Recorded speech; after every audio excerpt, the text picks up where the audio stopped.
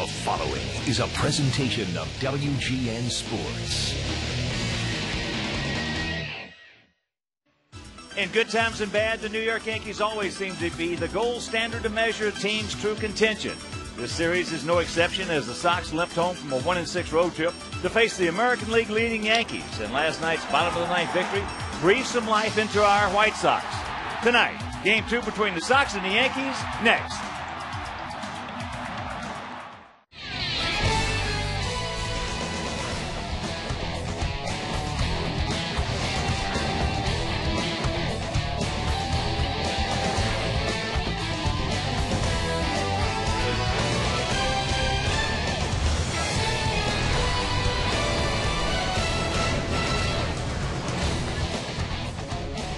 We are coming to you from U.S. Cellular Field, where tonight WGN Sports presents White Sox baseball.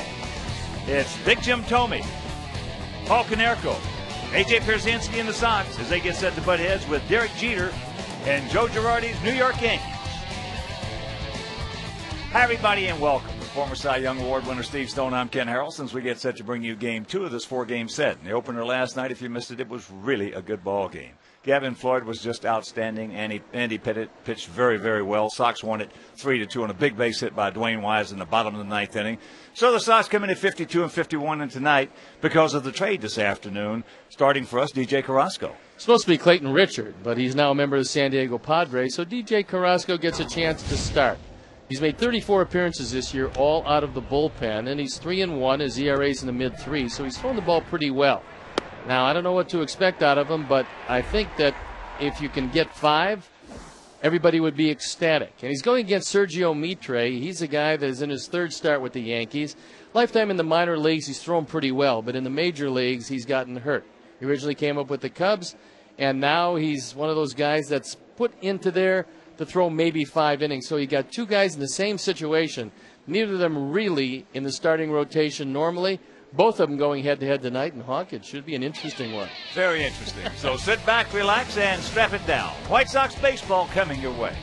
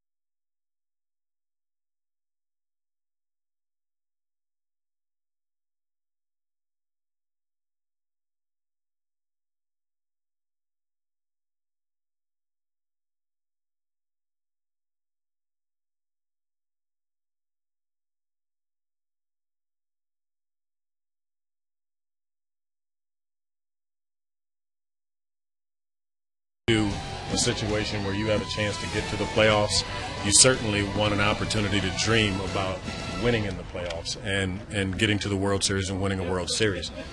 I simply did not feel as though we were positioned right now to have to match up against some of the big boys. That's the risk you take.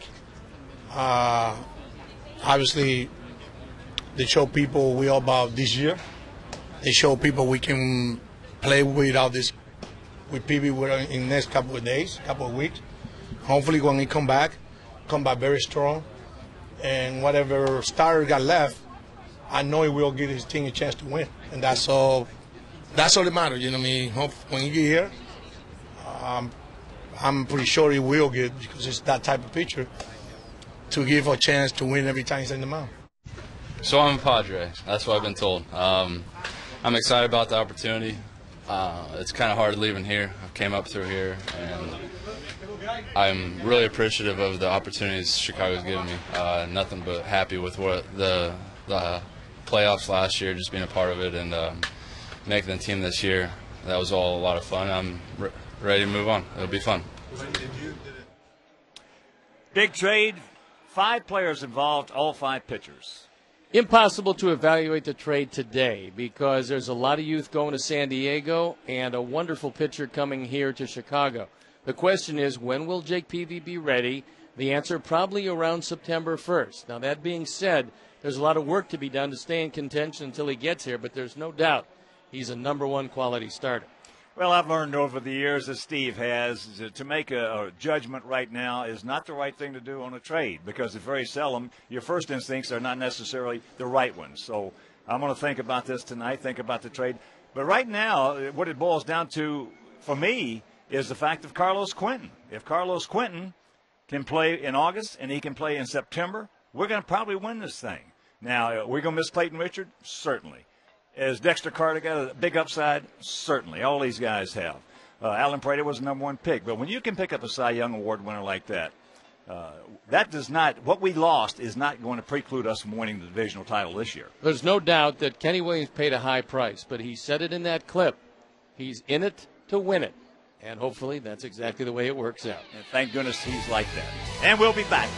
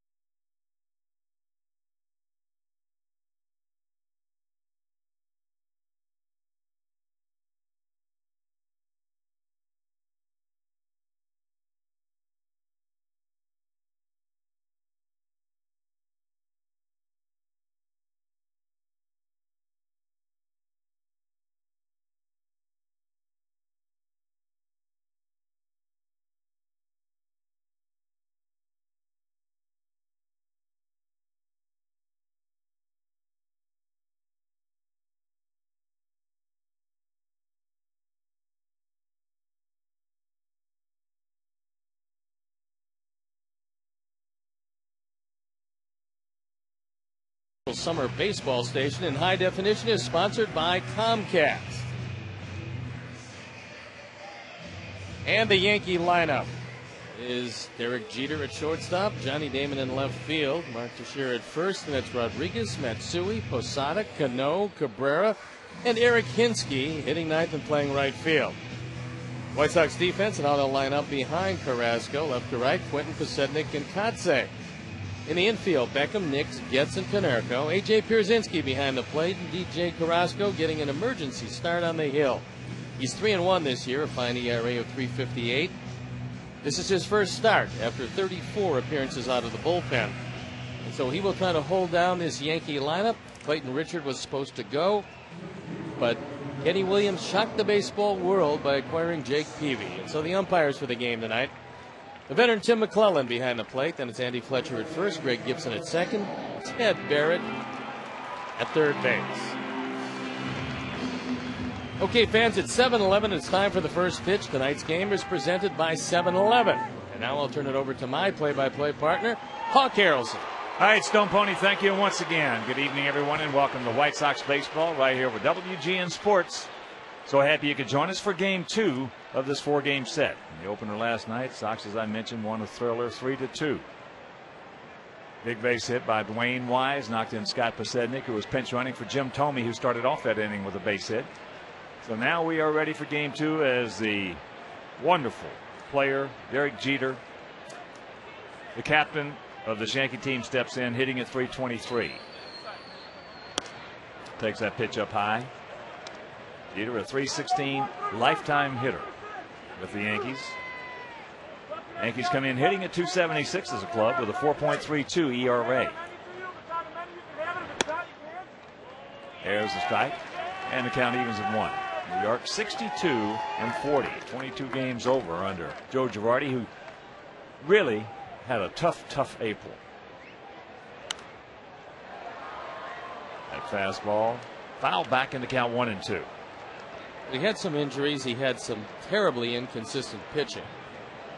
And there was a lot of folks that wondered if the Yankees were going to be that good a baseball team this year. I think that's been answered. They lead Boston by 2.5 games, but Boston picked up Victor Martinez from the Indians today. Nice pitch. Nice pickup. And they don't get it. DJ was late getting over there. Well, you know that Derek Jeter is going to be hustling, and that's a break you don't want to give to these Yankees. Fine play by Paul Konerko to his right. This is a slider, and Jeter just in protection mode, and DJ taking his time. It looked like he was able to right his footwork.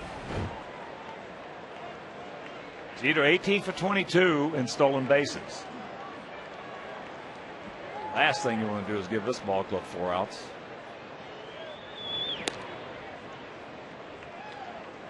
We have done that too many times this year. Our defense at best has been bad.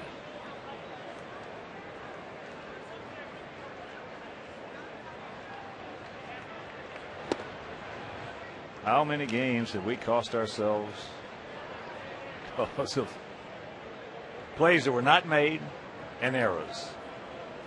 Well, that goes as a base hit, but that should be 0 for 1 for Jeter, and you're facing Damon from the windup.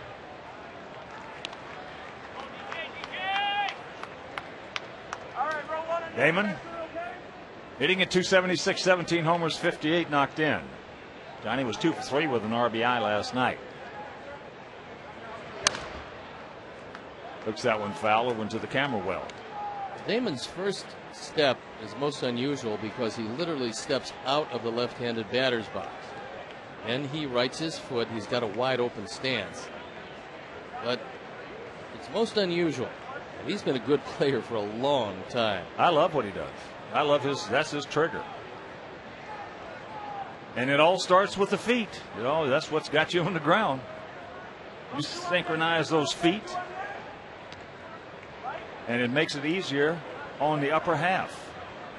Watch that front foot, and he starts, and he'll keep it out of the box. But, of course, as pitch comes, both feet are in the box.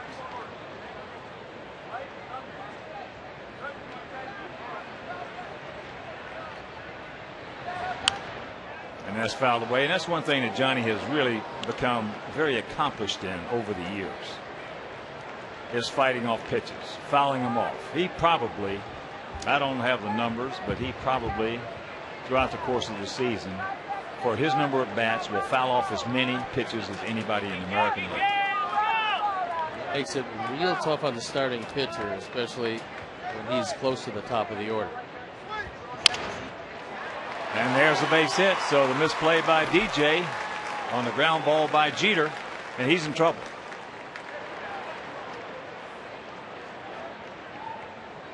Sounded like another broken bat.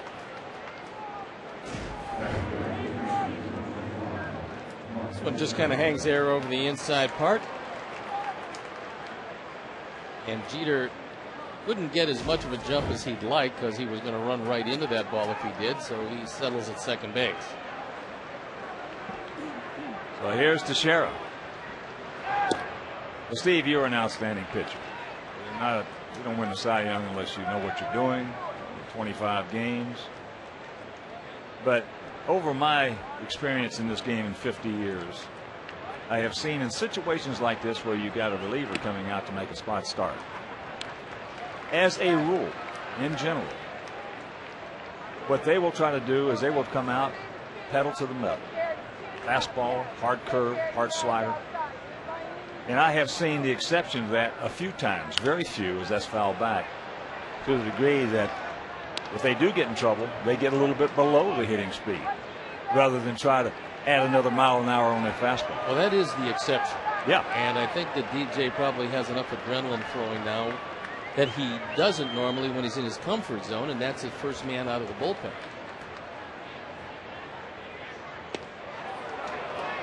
Pretty good breaking ball, didn't get it. Now, last night, Ted Barrett gave that outside breaking ball and did it consistently. Well, I thought Ted Barrett last night had one of the best games for an umpire we've seen all year. That ball hammered. Pides can't make it. All started with the little ground ball to first. It was picked up cleanly by Pides, and Carrasco just did not get over there in time. It is 1-0 New York, and more to come. RBI number 75, and for a moment it looked like Scott Pasetnik was going to be able to make this play. Sherry hits the daylights out of it. It's a fastball right down the middle. And he just crushes this ball. And he goes over and just can't get to it. The ball was hit awfully hard, and DJ Carrasco in a jam here in the first inning. That's going to get one in and one over. That's a good at bat right there for Rodriguez. 2-0.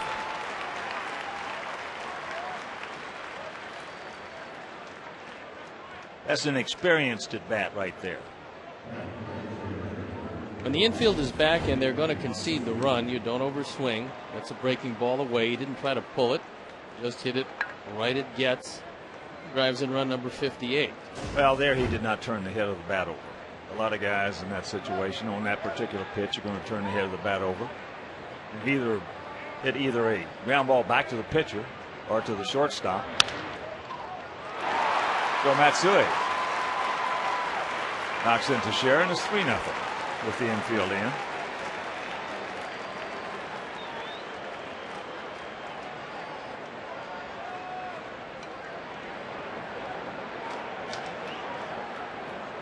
This gives you an idea why hitters say that you're a 50-point better hitter when the infield is in. Normally, this is a ground ball right at second base and you're out, but with the infield in, there's no angle on any ground ball. So it's RBI number 47 for Matsui. And pretty much before this huge crowd can get settled in their seats, it's 3-0 Yankees. Well, some hitters will tell you it's even bigger than that because of the fact with the infield in, they just feel so much more comfortable at the plate. There's Posada. Hitting at 283, 13 homers, and 47 driven in. One thing about it, we're going to get some runs ourselves tonight. I don't think there's any doubt about that.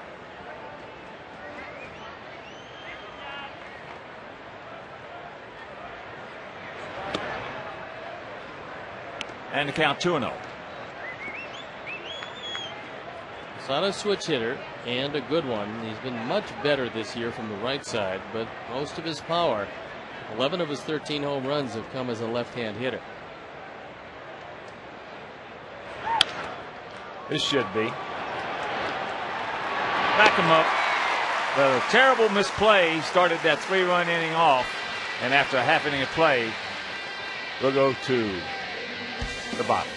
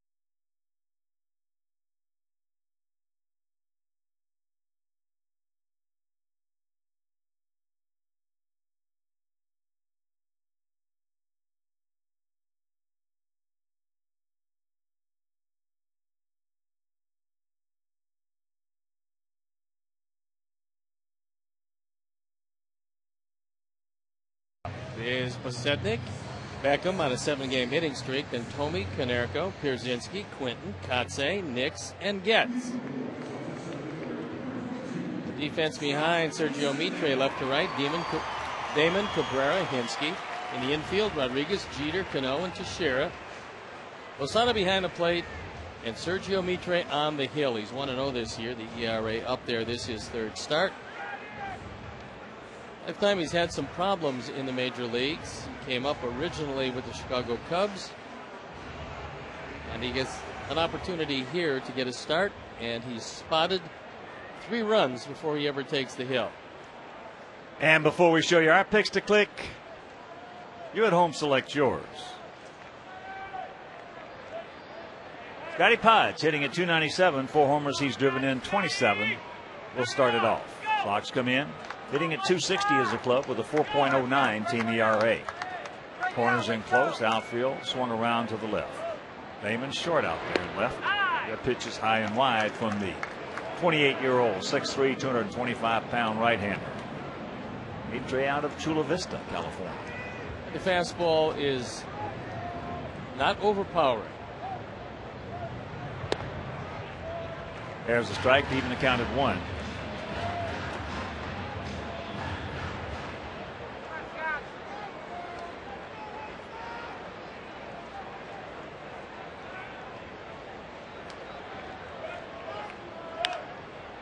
And that's going to be a souvenir left side.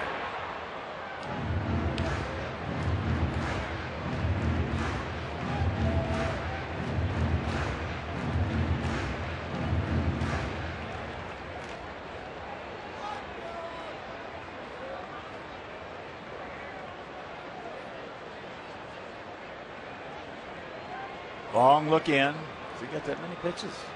No. He's going to run out of fingers soon. And that's low. Also lost in the shuffle, Brent Lillybridge was recalled from Charlotte to fill Clayton Richards' spot.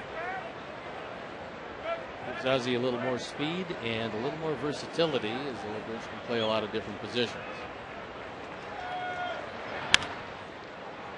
Out and around that one, little ground ball to Cano. And right now, let's check out our picks to click this afternoon or this evening. Manjo, our director and crew, they went with Nix, Lisa, Steve, and Layla. They're going to go with Beckham, Andy Place Sr., Andy Place Jr., and we're going to go with Kotze, Mark Kotze. Here's Beckham.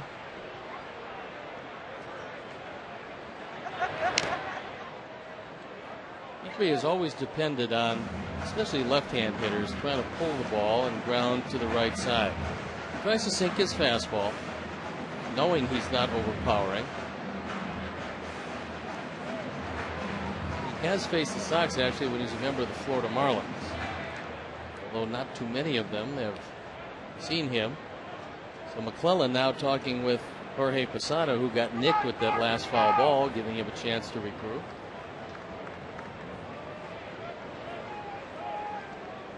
And of course, those picks to click we had brought to you by Southwest Airlines. Visit southwest.com today.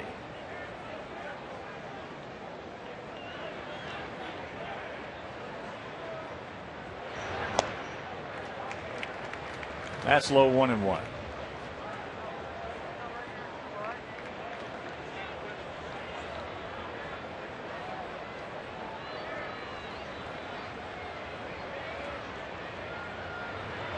Breaking ball. Cano, long way to go. He's there and makes the catch easily. Well, that's a tremendous play by Robinson Cano. There's no chance for Hinsky, who's not really a gazelle in right field, to make that play. I don't think he saw the ball very well, but Cano did, and he ran a long way for it, falling it all the way. From the Southwest RoboCam, we'll take a look at a pretty good effort, and you see Cano raise that left arm up so that he doesn't collide with a much bigger man in Eric Hinsky. And here's Tomey. Takes first pitch strike.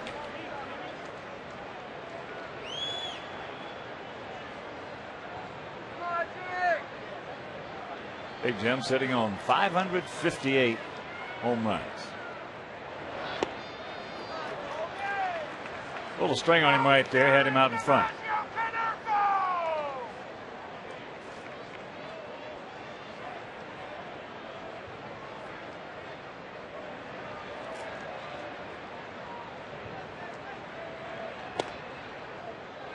Good eye down low.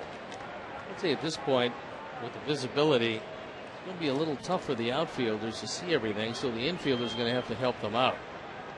It's dusk, and the lights have not taken over yet.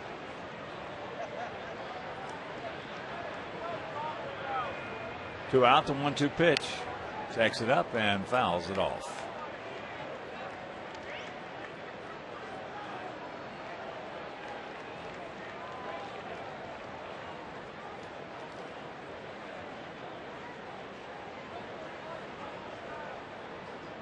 It's a beautiful night here in Chicago.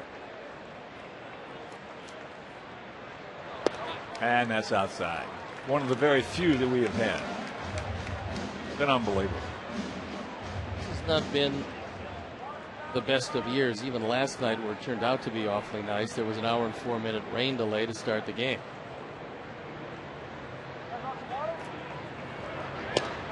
And the forecast was worse than that. So there goes your chance for a good walk-up.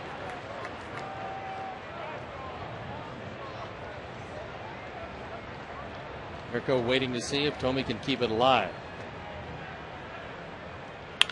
There's a shot base hit.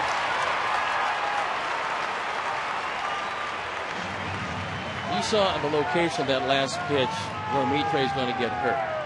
He wanted that ball low and away from Tomey. He wanted him to pull a ground ball to the right side, but he got the ball up.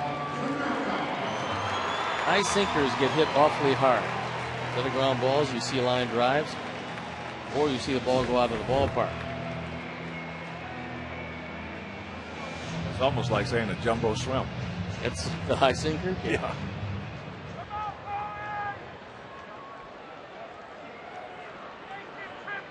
But here's Konerko. Pauly at 285, 20 homers. He's driven in 68.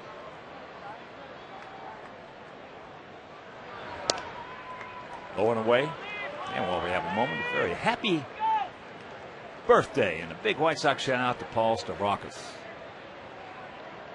Friends of the Bertucci boys.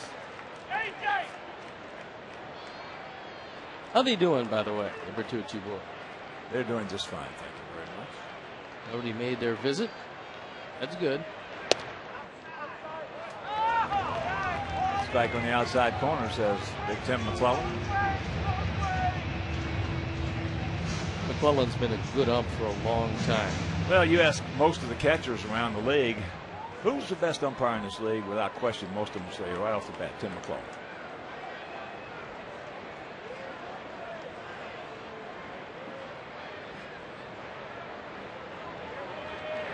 There's a shot base hit.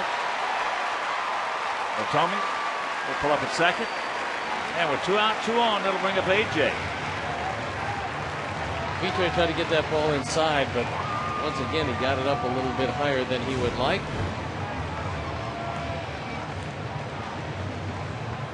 It's just below the belt, and he doesn't get movement there. Canerco just laces it to left field, so AJ will have an opportunity to put the Sox on the board for the first time. Best arm in the outfield by far. Melky Cabrera in center field. Well, AJ's got a chance to tie this thing up. AJ hitting at 303, 11 homers, 29 driven in.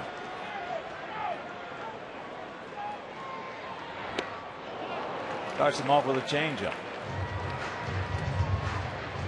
AJ is in one of those modes right now. You don't have to throw him many strikes. Actually, you don't have to have a ball in your hand. Just make a motion and he'll be swinging. And sometimes he gets in swing mode. And it's that's what he's in it. right now. Yeah. He is in that swing mode. You don't have to throw many strikes. He's going to probably stay away from it.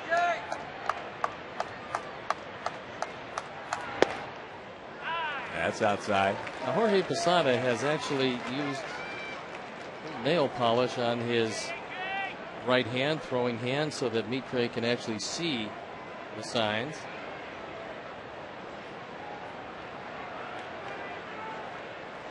Maybe that's what's taking so long. He looks like a little bit like Mr. Magoo out there. Tough to see sometimes. Yeah, sure it is. That swing, there's a base hit. Yes, it is, just inside the line, so Tony's going to score. Paulie on his way to third on the double by Pierzynski, and it's a 3-1 ball game. IBA number 30 for AJ.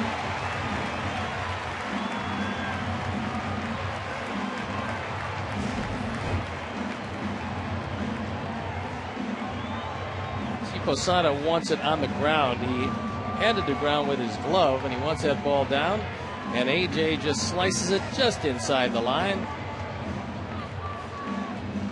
He figured that this one would be a high-scoring affair. I don't think that any of the Sox were thinking that 3 runs was going to win this one.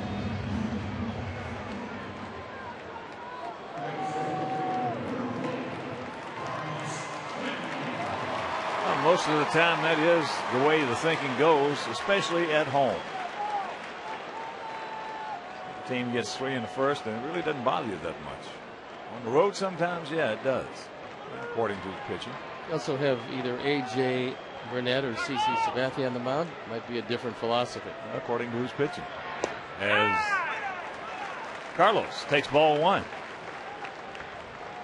And that's one reason in this situation, Joe might even change his thought process a little bit about how many innings he needs out of Mitre, or the condition of his bullpen, which he knows better than we do. Oh, wow. Close. Very close down at third. Well, A-Rod plays well off the line, as you can see. And Carlos just missed it. A foot and a half. Ted Barrett on the call, and again it's where it crosses the bag. And Ted was right on the line to have a good look at it.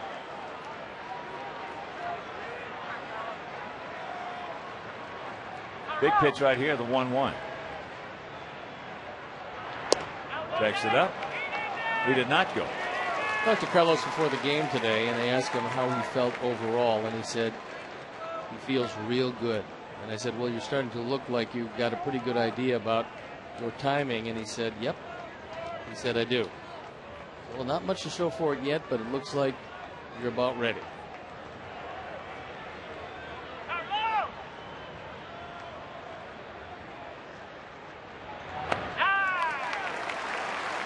Three and 1. Well, as I mentioned in the pregame show, for me, he's the key.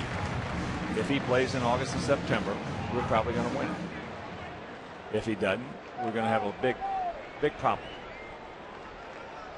Because if he plays, he's going to hit. That's how close he is. If he plays, he's also going to hit up a little higher in the batting order where he gets a chance to drive in a few more. Well, when Carlos is swinging the bat well, he's the best hitter on the team. And apparently there's some confusion between Posada and Mitre. Even with colored fingernails, Sergio is not seeing the signs very well. Ducks on the pond, 2 down, 3-1 to count. Nick Swisher looking on.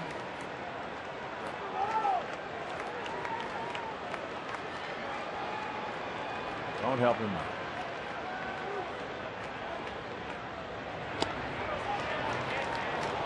And there's the strike.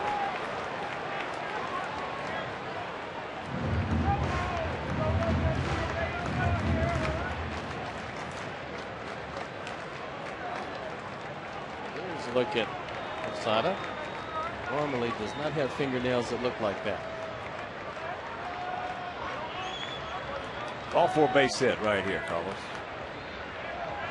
And that's ball 4. That'll load him up for Kotze.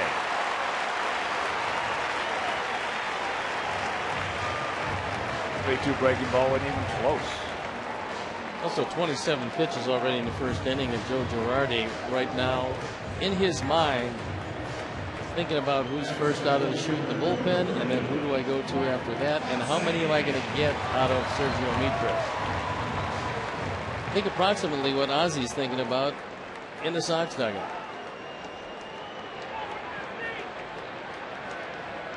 That's a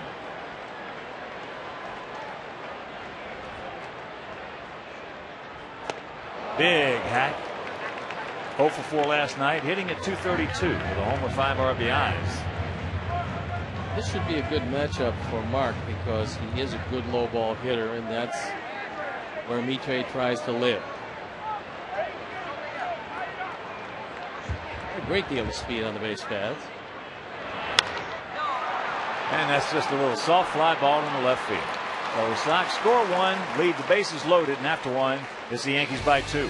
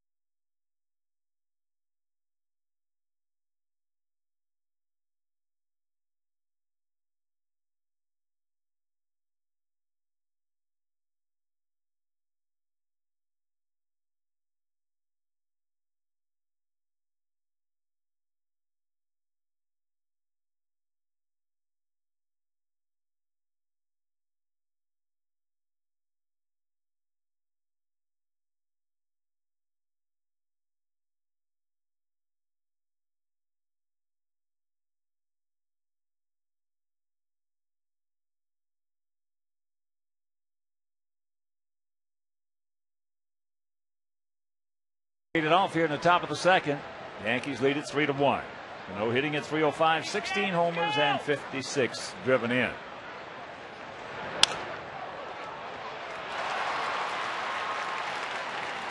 leadoff single. Celebrate Mark Burley's perfect game and record-setting 45 consecutive batters retired as the White Sox take on the Angels August 4th through the 6th.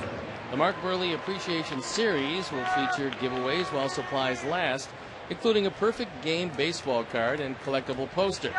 Tuesday will feature an on-field pregame ceremony. Tickets are available as low as $9 in honor of Burley's 9 perfect innings. Call 866-SOX-KEN or visit whitesox.com. First pitch strike to Melky Cabrera, hitting at 290, 9 homers. He's driven in 36.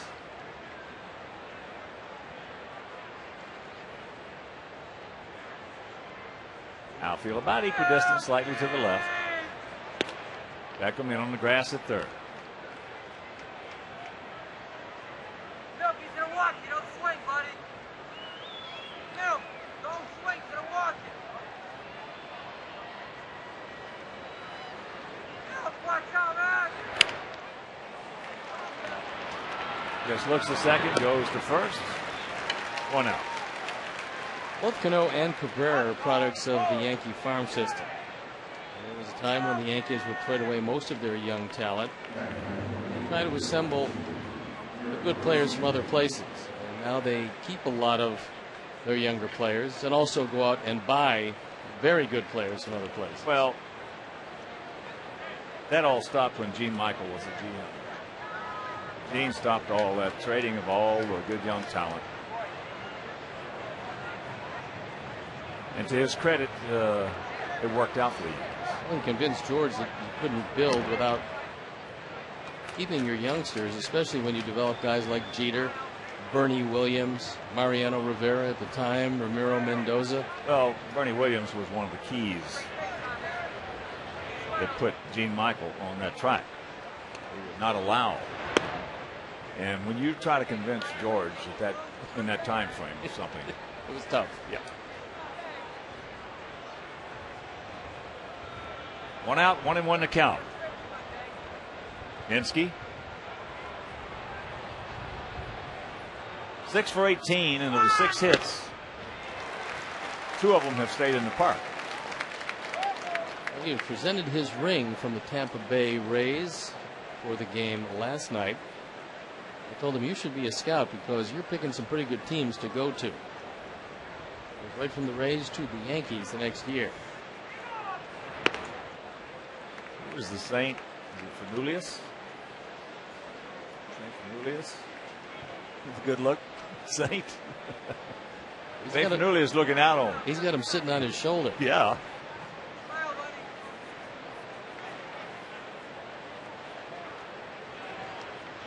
We flew into Phoenix one year, drive down to Tucson spring training.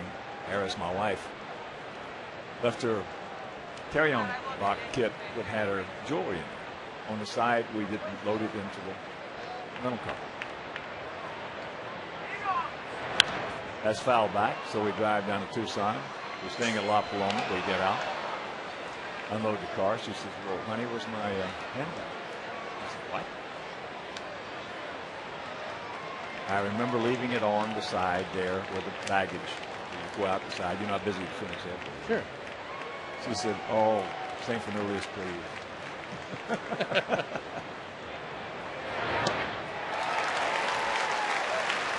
He gone. 2 down. I assume St. Fernoulias Came delivered through. the bag to you? Yeah, we called up there. Some person found it and turned it in. And so we had them bring it back down to, and so she had all her jewelry. Pretty good. Yeah. It's a miracle, but it's pretty good.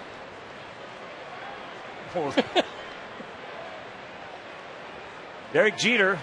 Derek hit a little ground ball to Canerco's right, who made a real good pickup. Had plenty of time to get him at first. And DJ, for some reason, eased up. There's a leg shot caught by Paulie. Nice play, Canerco. And that'll save a run. So we'll go to the bottom of the second. It is still 3-1 Yankees.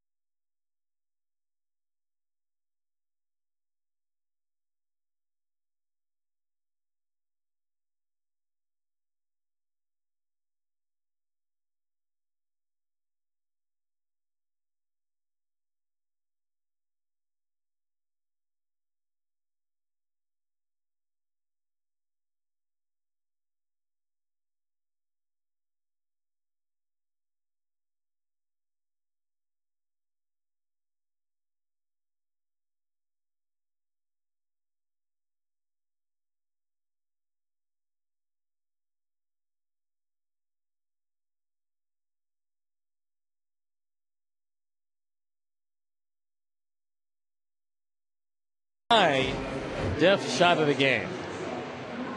Comes off the bat of Derek Jeter. What an outstanding effort by Paul Konerko. He saves a run, diving to his right. He's well off the line, and he has to be, because that ball is ticketed for right field. So it'll be Jason Nix, Chris Getz, then back to the top of the order with Scotty Pods to face Sergio Mitre.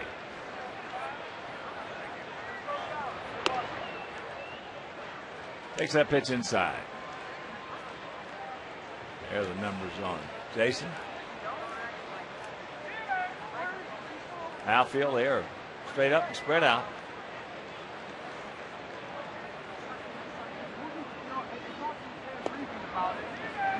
Well, it's difficult to get, but what most players will say is if they can get 5 or 6 days in a row straight, they can get their stroke again. And it's been hard to get Jason a whole lot of at-bats, but he's going to get a few in the absence of Alexei Ramirez.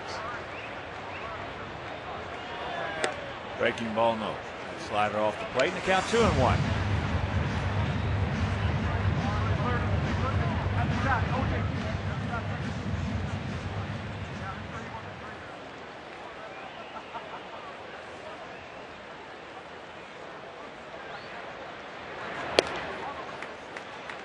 And 3 balls in the strike. Don't help him out. Jason's looking for a fastball middle in. Normally, if he gets it when he's looking for it, he hits it pretty hard. But with the inconsistent play, he usually hits it hard foul, like he did right there. That's exactly what happened at that fastball on the inner portion. Even though Posada wanted it away, get the daylights out of it, but well fouled. And most of that is just inconsistent playing time. And that's ball 4. The dreaded leadoff walk. August 5th at 7-11, it's the White Sox versus the Angels. Police and Fire Night presented by Underwriters Laboratories. Standard in safety. First 20,000 fans will receive a White Sox trading magnet. For tickets, call 866-SOX-GAME or visit whitesox.com. So here's Chris Getz hitting at 263. A couple of homers. He's driven in 23. Jason 5 for 5 in stolen bases. First pitch strike.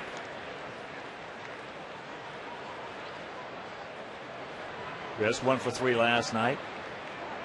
Single to start off the third and scored our first run.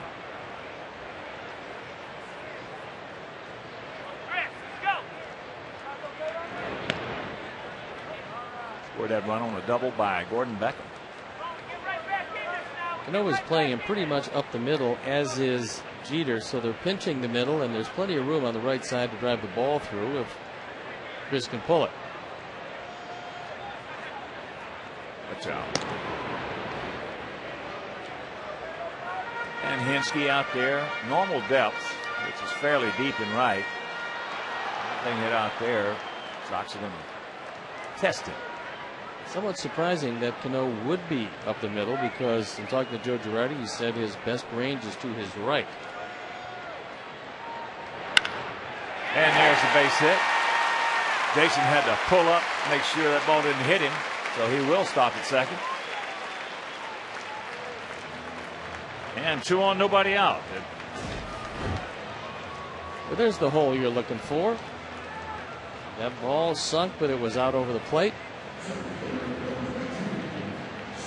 Just as Jeter had to do in his situation, Jason had to hold up. So you would be thinking here that Posednik would be looking to lay one down.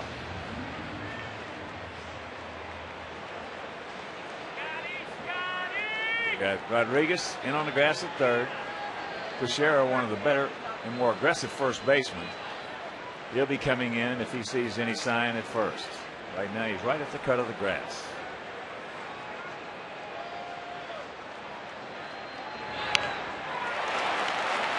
Mitre falls down. No, everybody's safe. Second time in as many nights that a Yankee pitcher has fielded a ball and been unable to make the play. Last night it was Andy Pettit. He was right toward the line on a Jim Tomei little swinging bunt, and this time on a bunt, Mitre goes over, has his spikes go out from under him, and from the seat of his pants, he tried to make the play. Posednik able to beat it. Pretty hard to get that throw off from down there.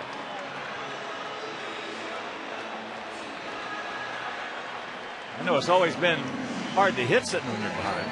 Yes, and the Southwest RoboCam will tell you that if you're flat on your back, odds are overwhelming. You're not going to get the out at first. So here's Gordon. He popped up in the short right field. Robinson Cano going a long way to make a good play.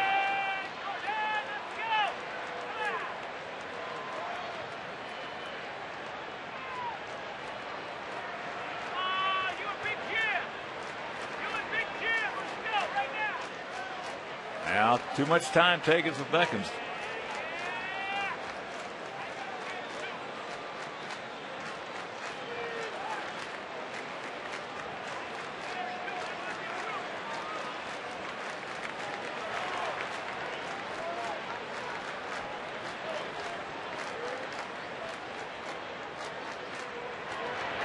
And a big pitch, always in the sequence. First pitch of it.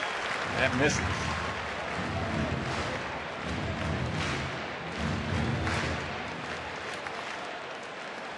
Things we've seen from Gordon Beckham, despite his youth and inexperience, he very rarely swings the pitches out of the zone. Usually when he does, it's a fastball up and away. And they're usually a 2-strike fastball up and away. That's something he'll learn to lay off because he is a very quick study.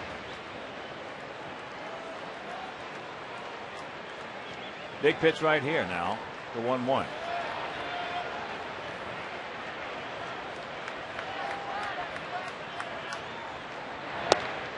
And it goes in Gordon's favor.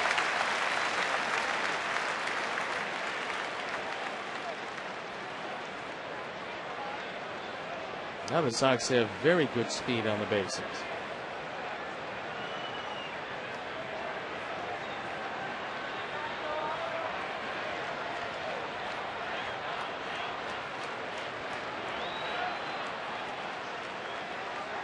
Now Mitre backing it off again.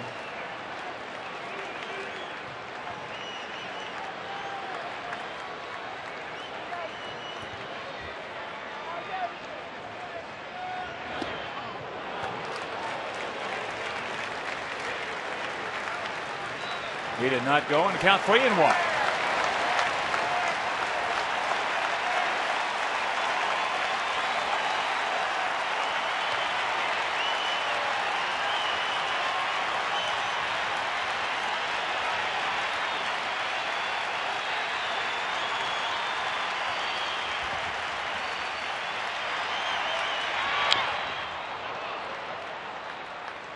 A full count with Tomei on deck.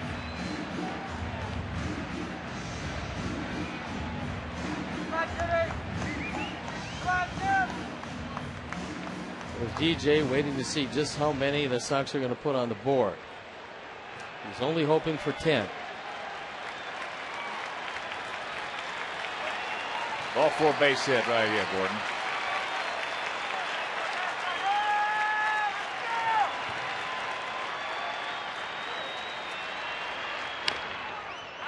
Chops that one foul over the head of Jeff Cox, coach at third. 3-5-0 for the Yankees, 1-5-0 for the Sox. But the sacks are packed and nobody out. And a 3-2 count.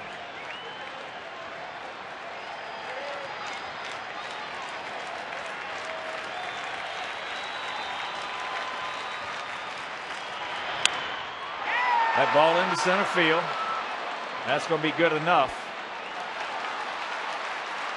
There's the throw to third. Everybody's safe. And now Pod's into second. It's a 3-2 ball game. Ducks on the pod, 1 out. There's a mistake by the Yankees. That throw wasn't able to be cut off because normally you're not going to see the man at first heading into second base, but when nobody cut that ball off, Scott Posednik figured this ball's going to roll all the way through. I might as well go. Jeter had a chance to cut it. Well, he thought for whatever reason that this ball was on the money, and it had no chance at all at third base. So good heads-up base running by Posednik. So here's Tomey. He started off last inning with a 2-out single and came around to score.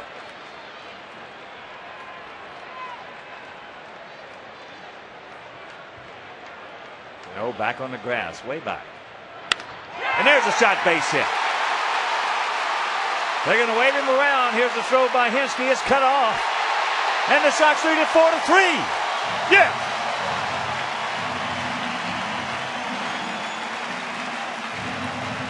But we told you that they're going to run on Damon and Hinsky every chance they get. And Jim Tomey now drives in runs 60 and 61 with a rocket of a single. Normally, if your right fielder has a good arm, you're not going to run on this play. Hinsky doesn't. That fastball on the outer third. A one-hop rope right at Hinsky, who should have everything going for him, but he doesn't have much of an arm. And the Sox take the lead.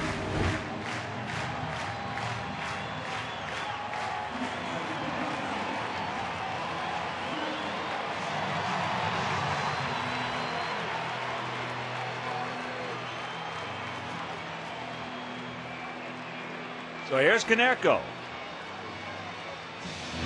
He rifled a shot into left field last inning.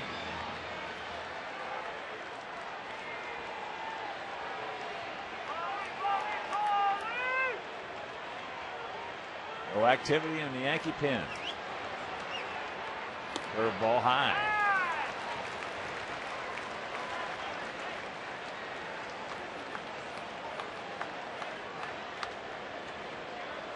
Whole lot of pitches with one out in the second inning.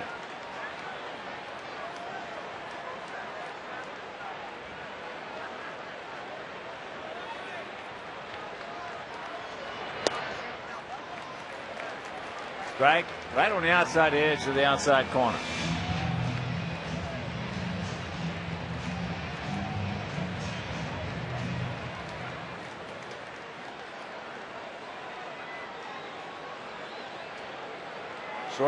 Short lead by Tomey.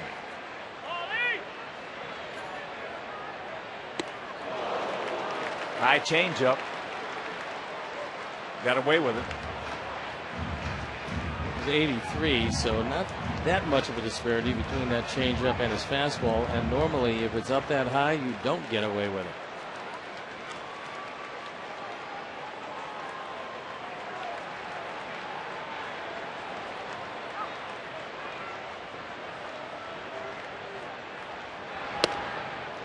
Two and two with Pierzynski, the on-deck hitter.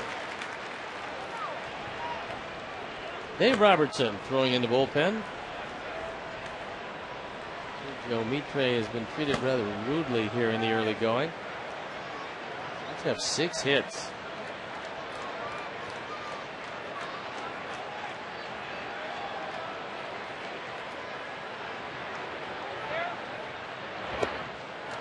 And a full count. Nice stop by Posada as he shifted to his right. That ball could have easily gotten away. It didn't.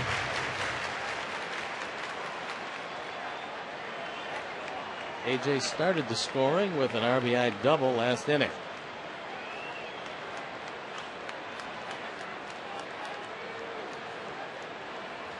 Ball 4 base hit, Paulie.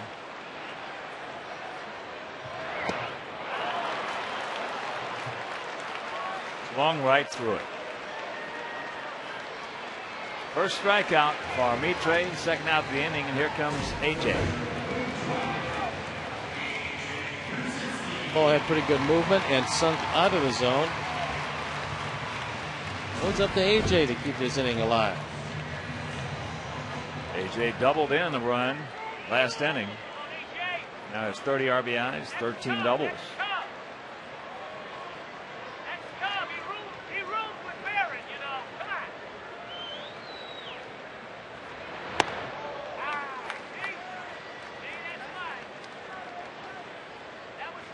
All started with the dreaded leadoff walk to Jason Nix.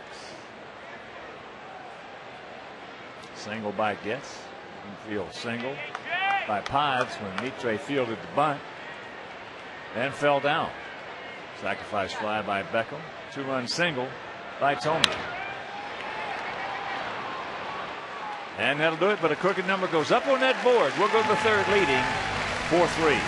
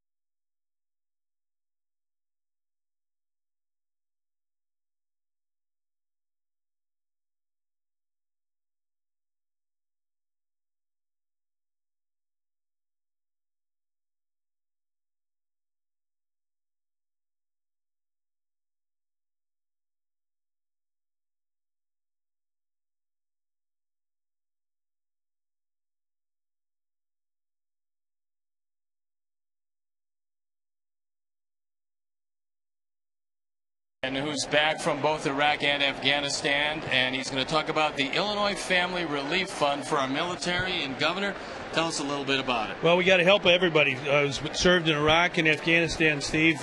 We have a military family relief trust fund to help our Guard members and reservists. Anybody watching, it's operationhomefront.org. It's a great way to help support our soldiers. And when it was in Iraq and Afghanistan, our soldiers could get the Sox and Cubs games through the internet and Armed Forces TV and radio as well.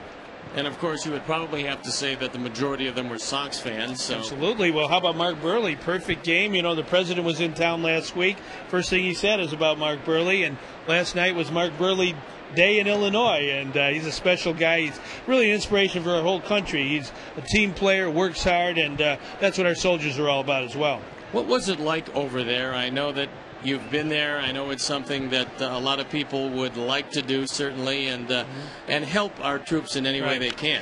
Anything from home is really important for our soldiers. And when I was there, it was 125 degrees in Iraq, and just anything from home means something. And when I went to Afghanistan, over the mountains, you know, in these remote outposts, our Illinois soldiers, 3,200 Guard members, are there, and they love baseball. They love the Hawk. They love Steve Stone, and they love the Sox.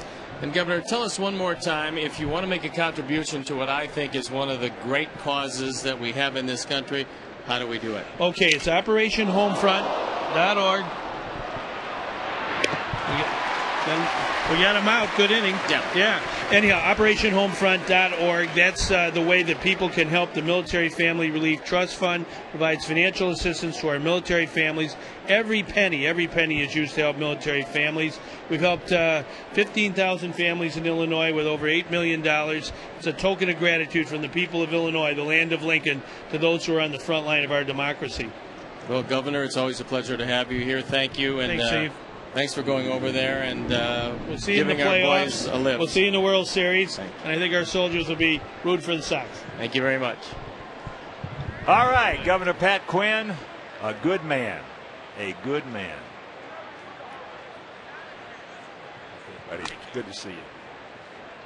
What a play right there. That was very unusual. That ball, the bat exploded. Stone Pony. It was going, Carrasco was going to make the play. All of a sudden he had to get out of the way of the bat. The bat hit the ball again, kicked it over to Getz, and he threw him out. Well, we've been seeing a whole lot of the exploding bat situations, but we haven't seen the baseball following the bat all that often. Now, the one with Beckham, now watch this again, since you were talking with the governor. Watch this. Now, see, it hit the bat again and kicks over. DJ has to get out of the way of it because it almost got a piece of him. I'll tell you what, the commissioner, Bud Selig, has spent a lot of money trying to figure out how we can get the danger, which there is, there's no question about it, danger. The pitchers, the corners, third and first baseman, all those flying bats under control. And he's not going to stop till they find an answer.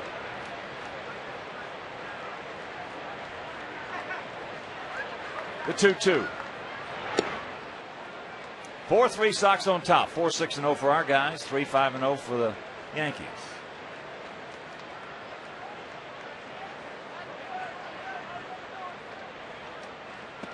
Watch out.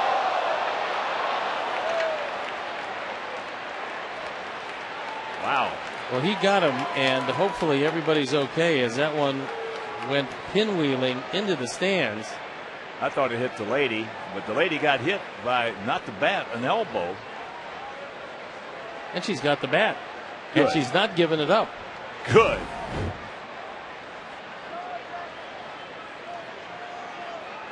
So 2 down.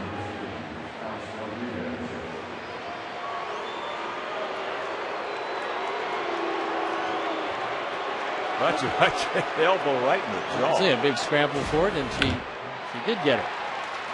Rodriguez singles into right field.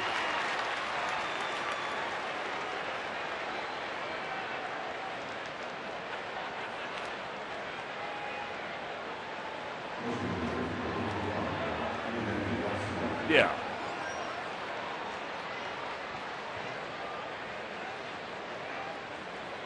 And here's Matsui. He singled in a run back in the first inning. Just tuning in, Yankees 3 in the top of the first. We came back with 1. We came back with 3 in the bottom of the second. And that's the way it stands. No home runs in the ball game.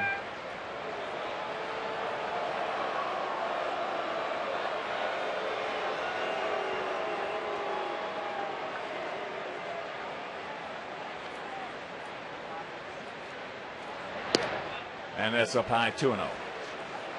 There's a guard explaining that Teixeira wants his bat back, and they're going to trade him another one. And that's exactly what it is. So he gets his gamer back.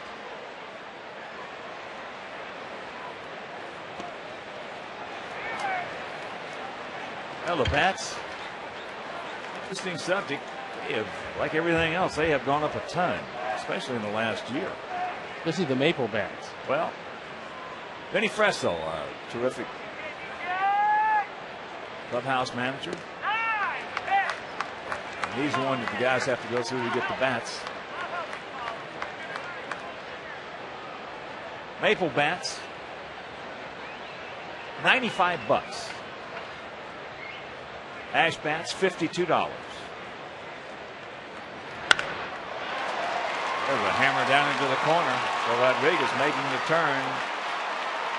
As Katse makes a good play, getting it back in a hurry. So with 2 out, ducks on the pond. If he doesn't get a high hop off the wall, Rodriguez is going to score. But Matsui hit it so hard that this ball kicked up off the wall, and Mark Katse went into the corner and got it back in a hurry. I don't care if he's hitting 150 or 250, he is at his best with runners on base. Nice play by Mark Katse.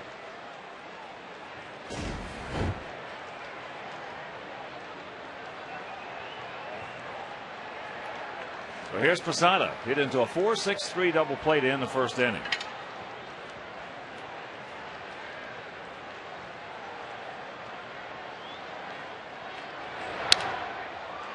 And there's a one hopper. Nix has got it, and that'll retire the side. They threaten. don't score. And after 2.5, the Sox by 1.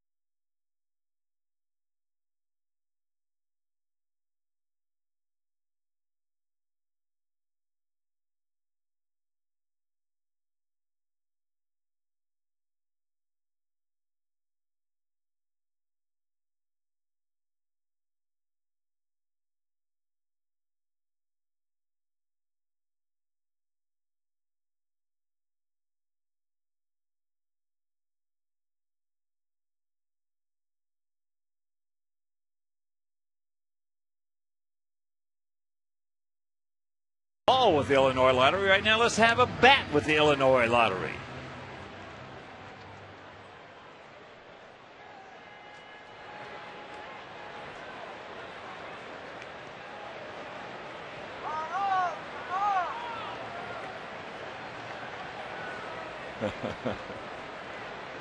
All right. Carlos Quentin will lead it off here in the bottom of the third inning. Fouls it away. Fastball from Mitre runs right in on the hands of a lot of the right-hand hitters. It's off the plate, but it looks real good. It just keeps moving toward him.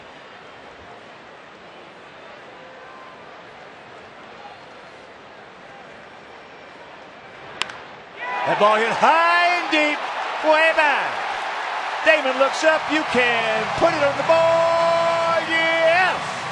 Yes. Number 10 for Quentin. And the Sox lead it 5-3. I told you that Carlos said before the game that he was feeling pretty good. And there is vivid proof that his swing is coming back to him, because just like the ball he hit out of the park in dead center field in Minnesota, that ball was long gone. So here is Kotsay. Breaking ball down and in.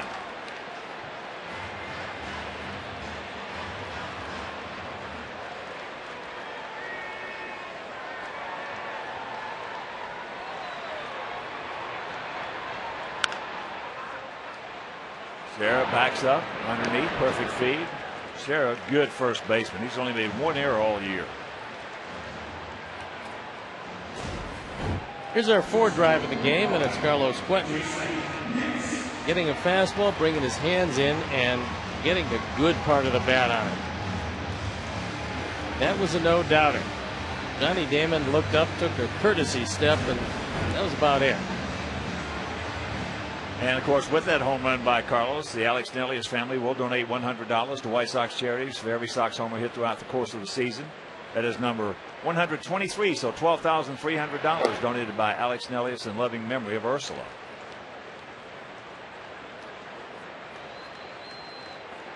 And for Mitre, who normally doesn't give up a lot of home runs, that's just the first home run he's given up this year.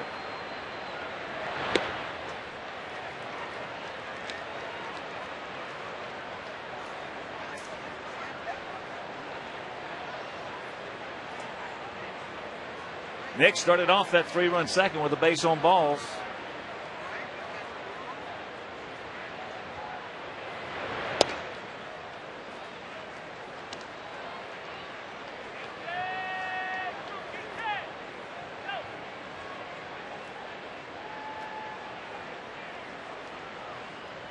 And to count 2-1.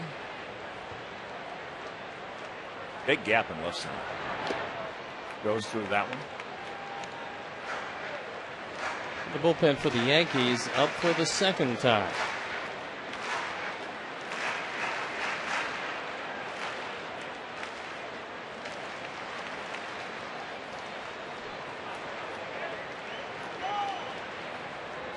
It's even at 7 apiece. Sox lead at 5-3. And a 2-2. It's full. Jets on deck. Tomorrow afternoon, Johnny Danks against A.J. Burnett. The second time Robertson is up and throwing. All 866 Sox game, and check out the availability of tickets for tomorrow's game. And on Sunday, of course, a good one. Mark Burley against CC Sabathia. Great matchup in that one. And there's Mark Burley.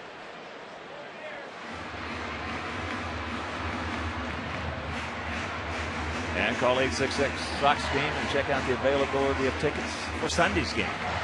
Now tomorrow's game will be on Fox, and Sunday's right back here on WGN.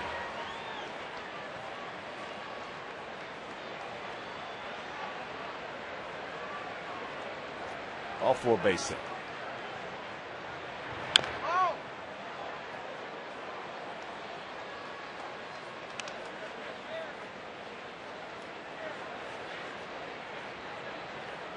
Last inning, it was a leadoff walk to Jason Nix that started a 3-run uprising, as the Sox have scored in each and every inning.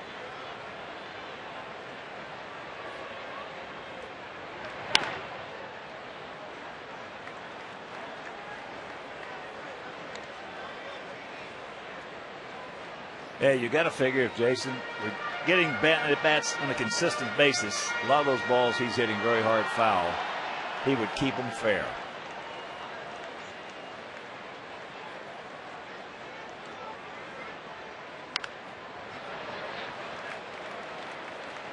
I will say one thing for Jeff Cox. He's doing a great job of staying away from the baseball tonight. He can do that. He did that when he was a player. He's doing it consistently this evening. Of course, being an infielder, that's not too good.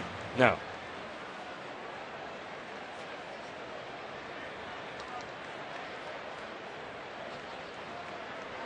Tenth pitch of the sequence.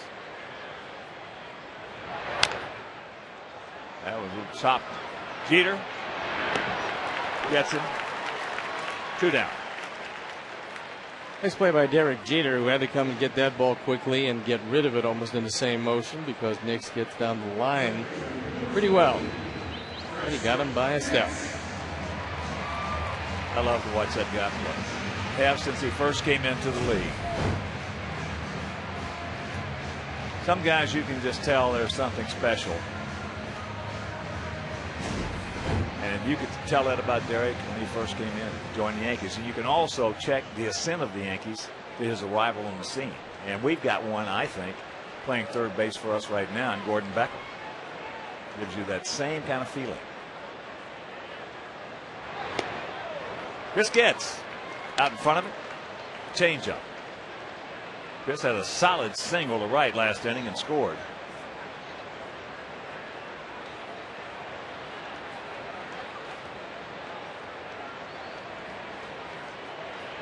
Watch out. Joe Girardi told me that a couple times this year he's used Jeter as a designated hitter, and he thinks that by doing that a little bit more, and again, Jeter not asking out, but Joe giving him those days as DH, he thinks he's been better in the field because of it. Backs it up, takes a strike. Well, he has never been bad in the field. He feels if he gets a chance to not go out there every now and then, there's a little more jump in his step. Maybe another step or two. He's 35 in range. now. Yeah, I agree. But even though he's been in the league a long time, to me, he's still a young 35. He can still run. He still throws. He's still got a quick bat when he needs to have it. His positioning is usually right where he has to be. One of the best I've seen in 50 years, I know that. Stops that one foul.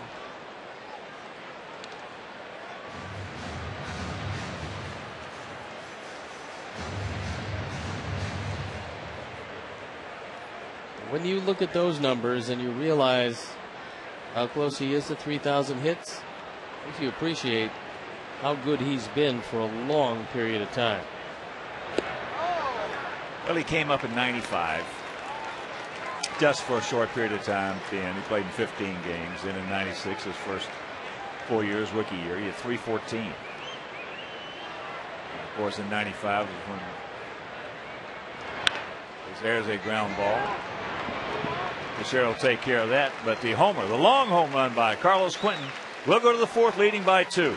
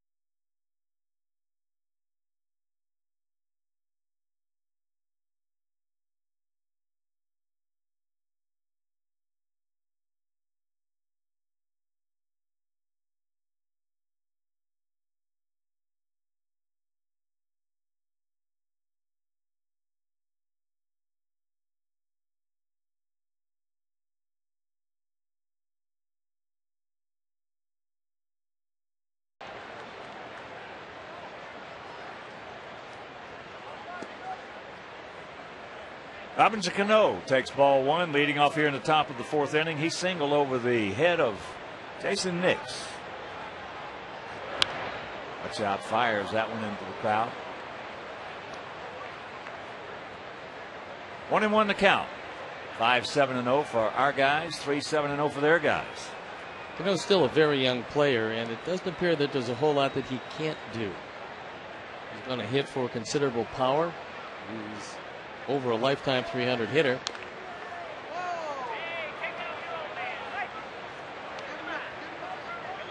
Yankees picked up Jerry Hairston Jr. today in a trade. Of course, if you haven't heard, the Red Sox picked up Victor Martinez from the Indians. That's really going to help the Red Sox.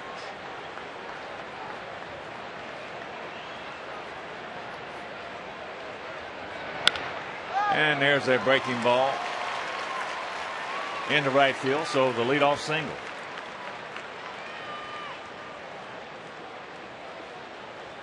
He is quite a talent, Robinson Cano. And here's Cabrera, grounded out, 4-3.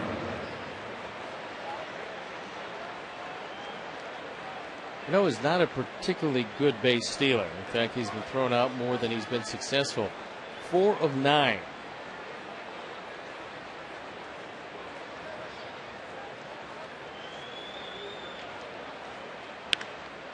That ball into the gap.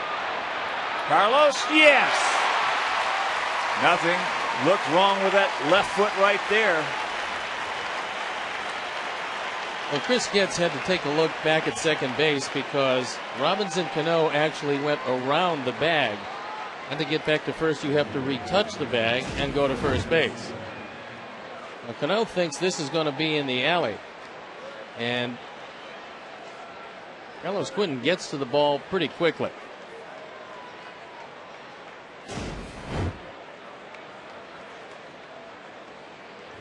So here's Eric Hensky, struck out on a curveball.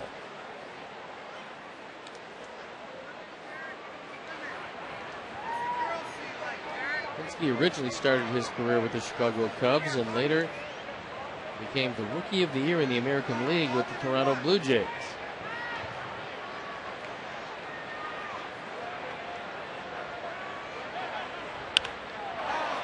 High and deep to right field. That's a back. And this game is tied at 5. He has 7 hits. In the Yankee uniform, 5 of them are home runs.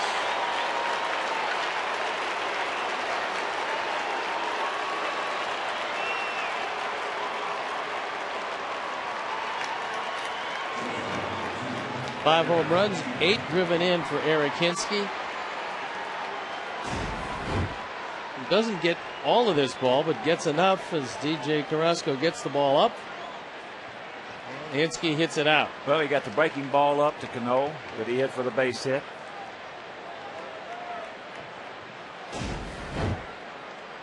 And here's Jeter. Hit one softly, got a single. Hit one on a line drive and made it an out.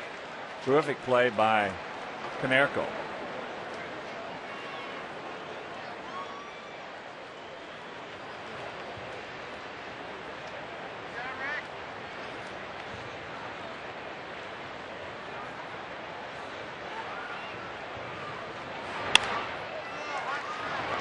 Backhanded, plant, the peg, yeah.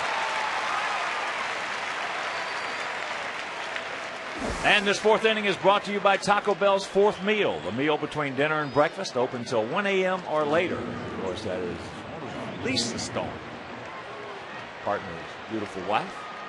One of her favorite establishments to grab a quick bite. They gave her an award last night because she set the all-time record for one person. It was in the neighborhood of $60 or $62 she spent. That's because she likes the sauces.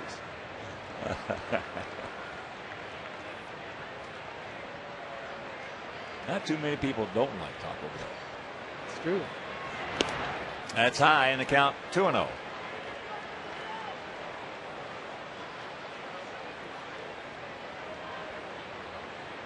Damon 1 for 2. That single and a run scored. And there's the strike.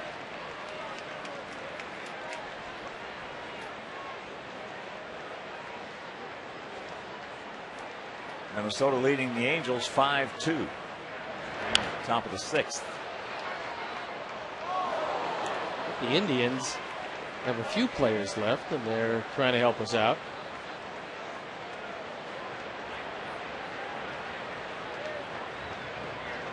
Last I looked, they were leading 3-2 over the Tigers. Well, there were a lot of people who picked the Indians to win the Central this year. It would be a lot easier if they'd kept some of their players. And there's ball 4.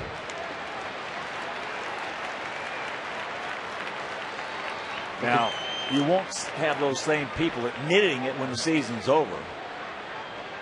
And that's the way it usually goes in baseball. That's true. And there's some of the trades the Tigers picked up. Jared Washburn, who's throwing the ball exceptionally well. That's going to really help their rotation. Both Casey Kochman and Victor Martinez going to the Red Sox. Minnesota getting Orlando Cabrera from Oakland. And Atlanta reacquiring Adam LaRoche. He started there. It was a busy day today. And of course, if you haven't heard, the Sox acquired Jake Peavy Traded 4 good young pitchers, including Clayton Richard, who was supposed to start tonight in his place. DJ Carrasco is doing the best he can under very difficult circumstances because he didn't know he was going to start until before the game.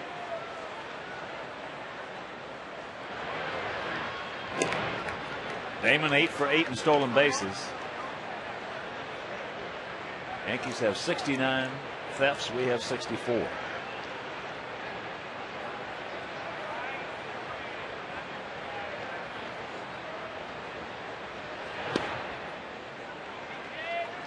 Teixeira, RBI double, run scored. That was in the first. He struck out in the third as you look at Tony Pena.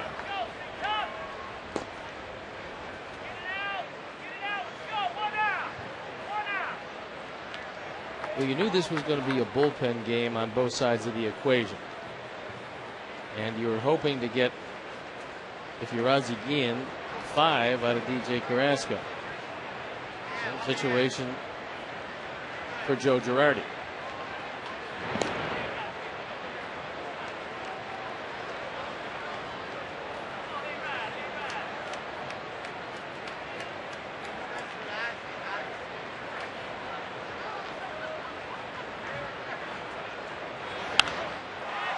High pop up. Hodges makes the catch. That'll retire the side, but the 2-run homer by Eric Hansky will go to the bottom of the 4th, tied at 5.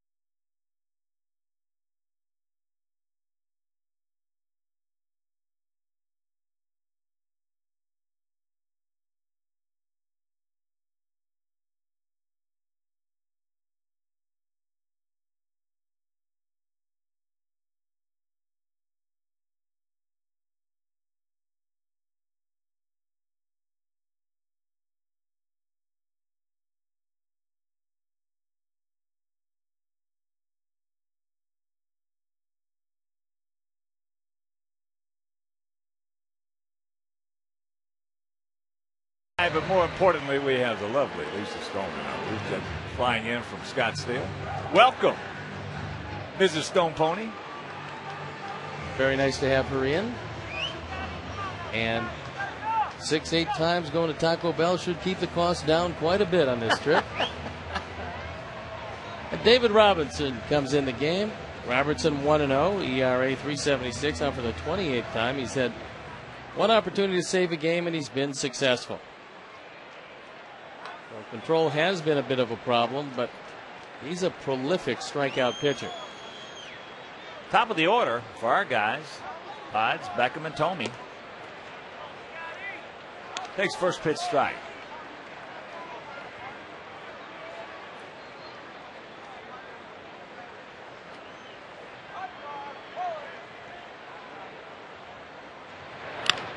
Chopper. Jeter. 1 out. August 5th at 7-Eleven, it's the White Sox versus the Angels. The first 25,000 fans will receive a Mark Burley commemorative poster presented by University of Phoenix, Chicago campus.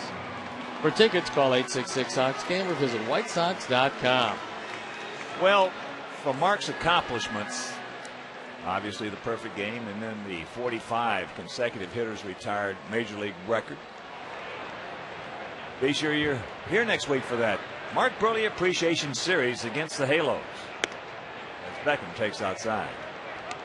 Be Tuesday, August 4th, Wednesday, August 5th, Thursday, August 6th. And we certainly want to thank the governor, Pat Quinn, for the proclamation of Mark Burley Day yesterday, as that is high in center field. Cabrera. With Beckham now 0 for 2 with a sacrifice fly.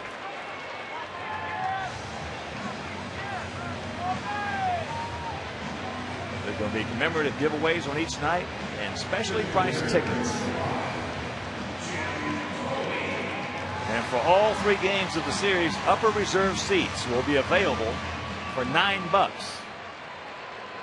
in honor of Burley's 9 perfect innings.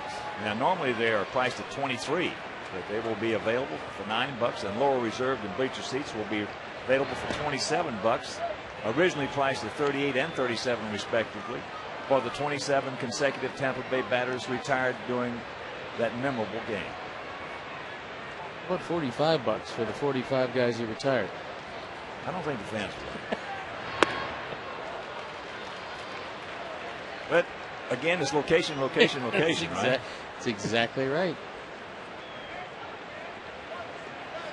But I like the $9 philosophy.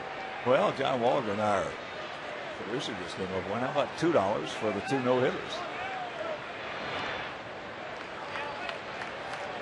1-2 the count to Tomey, who is 2 for 2 with 2 RBIs and a run scored.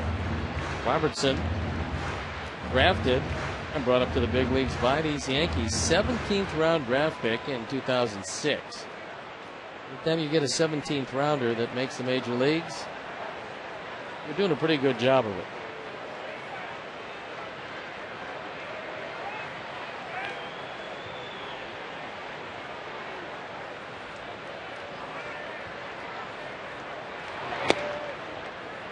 Got him.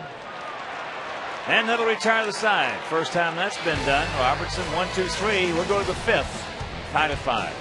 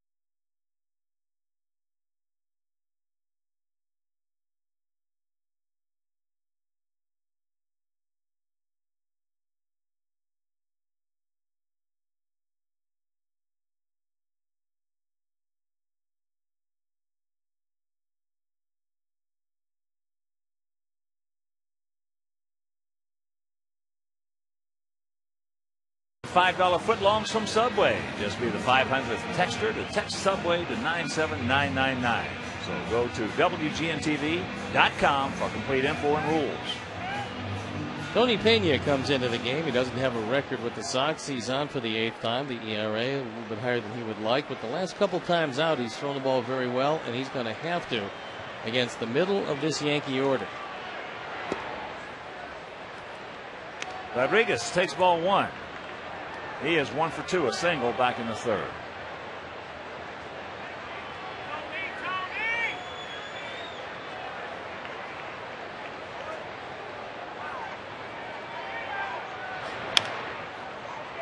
Chops that one foul. Even the count at 1.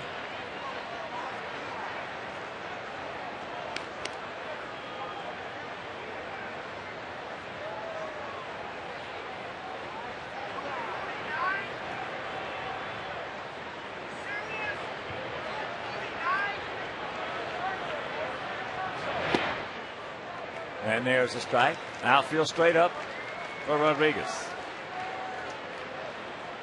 That was a good hard slider by Tony Pena. He had A-Rod back on his heels. He's going to try another one here.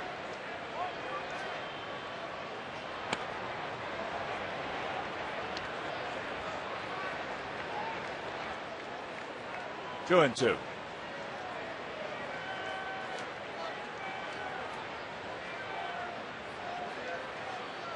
Cameron Killebrew leads Rodriguez by 1 home run.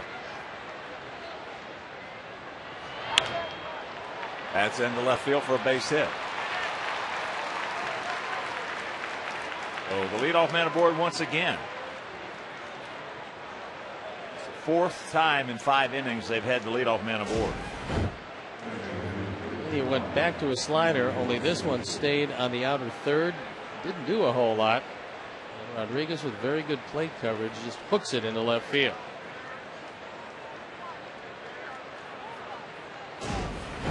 It'll bring up Matsui. RBI single in the 1st, a double in the 3rd.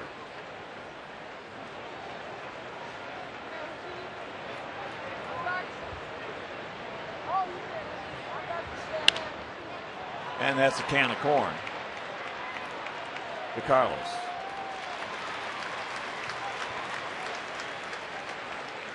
August 8th at 6:05. It's the White Sox versus the Cleveland Indians. Fans will enjoy post-game fireworks presented by St. Xavier University. For tickets, call 866-SOX-GAME or visit whitesox.com. And phonetically, it says St. Xavier. I guess that's it. St. Xavier. Yes. St. Nudius. Right in the same neighborhood. So here's Posada, 0 for 2. 37-year-old veteran. He has been quite a player.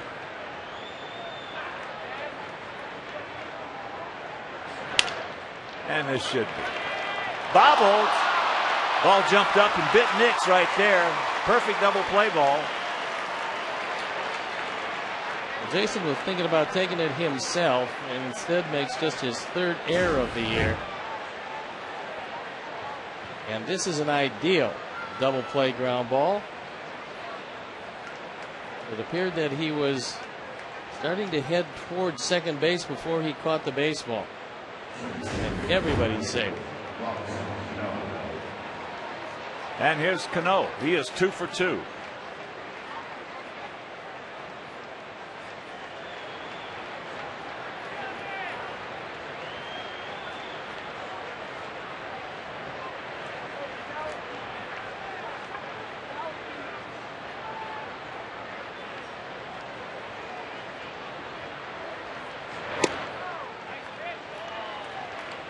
Takes ball 1. Cano was grounded into 13 double plays this year. It's a combination of hitting the ball awfully hard and adding over 400 times.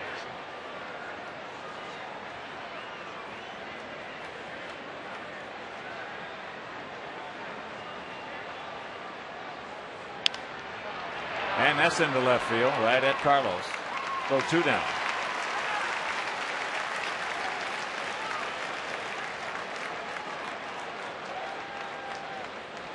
Center fielder Melky Cabrera. He is grounded to second. And then he laced one into left center field. Quentin had a long way to go, but he got there and made a good running catch.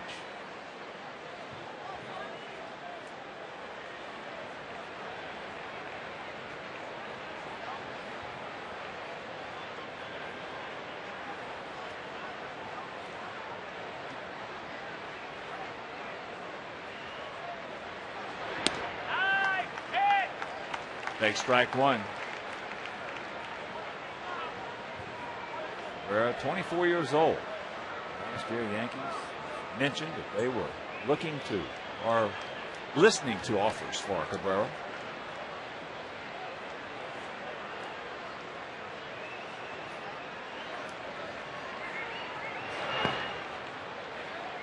Well, this year, the time has been split between Gardner and Cabrera. Gardner out with a chipped fracture of his thumb. Cabrera getting all the play. A youngster by the name of Austin Jackson is the heir apparent to that everyday job in center field. And he was one guy the Yankees refused to trade.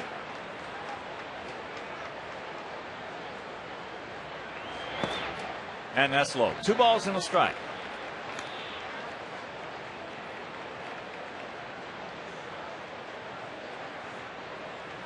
Yankees 3 in the first, 2 in the fourth. Sox 1 in the first, 3 in the second, 1 in the third. 5-10-0 for New York, 5-7-1 for our Sox. Hard hit, Jet sucks it up, and he'll peg him out. Halfway home, tied at 5.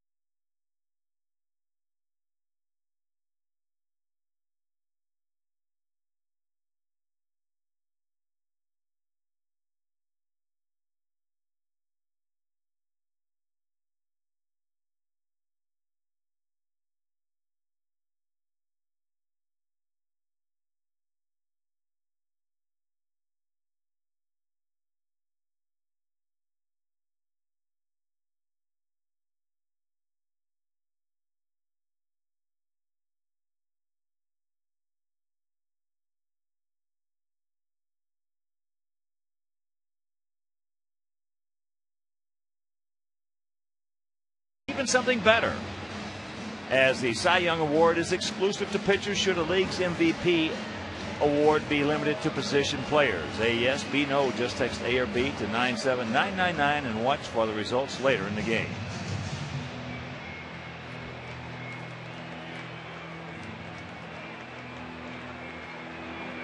Paul Konerko in his 5-5 tie will lead it off here in the bottom of the fifth. Paulie 1 for 2.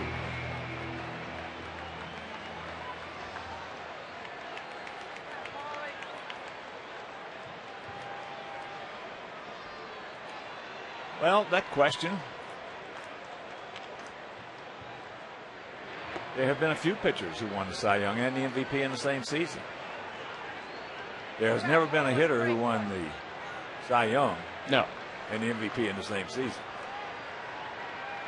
I'd go along with giving the pitchers the Cy Young and the everyday players the MVP. Well, I would say this. in certain instances, I think it's warranted that the pitcher is up for the MVP as well. And if he has that kind of overpowering season like Denny McClain had in 1968, Tigers won the World Series that year. Won 31 games, Cy Young MVP. Funny thing about it, if you ask the hitters in the league, they'll tell you that he was not the best pitcher in the league that year. They'll tell you that Louis Tiant was.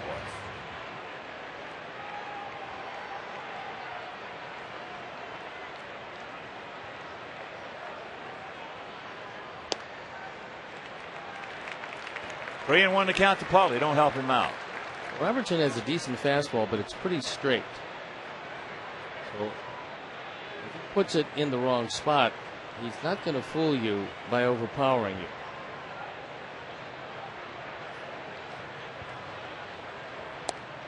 And there's the leadoff walk.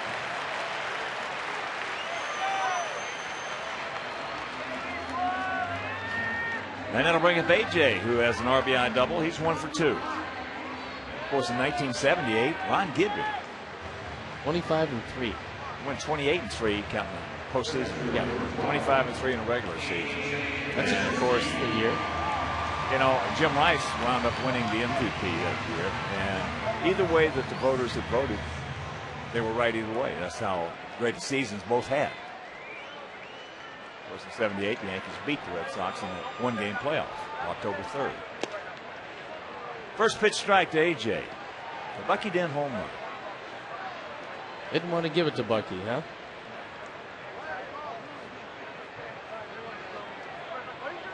Hit it off Mike Therese.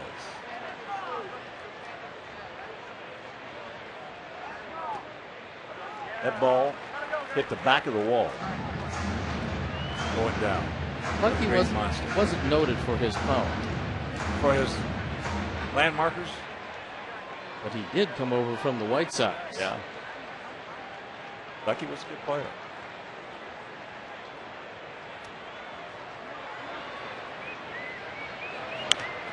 Big hack for the most part. Just jammed himself right there. You know, And count 1 and 2. Bucky was a shortstop, obviously, but what he reminds me of on our team now is a Chris Getz type player. A guy who didn't have one thing that jumped out at you, made all the routine plays, got a big hit for you occasionally. Wasn't going to hit 315. It's a good comparison. Just a good, solid player. Good comparison. And look at this. Yes! Just inside the line. But Paulie's going to have to hold up at second. So the first 2 men aboard.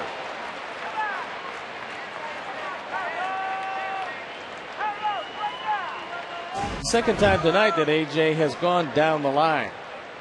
That fastball, again, dead straight. It's not moving away from AJ at all, and he just takes it where nobody can get it, unfortunately.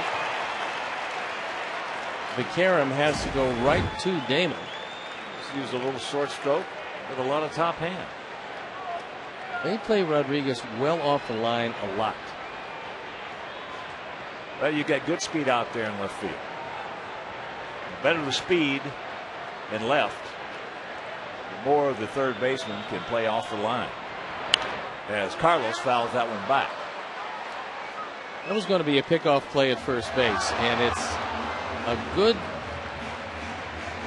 situation that Carlos did foul it back, because Posada, on a planned play, was getting ready to throw it to Teixeira, who had gone right in back of Kersinski. He was standing on the first base bag when that ball was fouled back.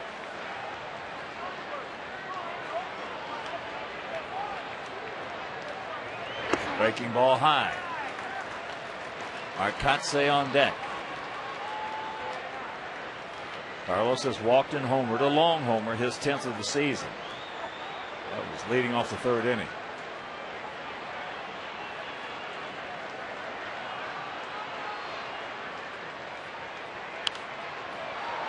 Had a good pitch to hit, and just underneath it.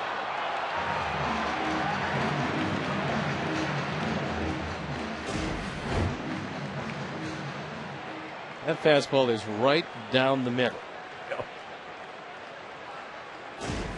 maybe a couple of weeks from now, that ball's out of the ballpark. But well, a couple of weeks from now, it'll definitely be hit hard. Yeah.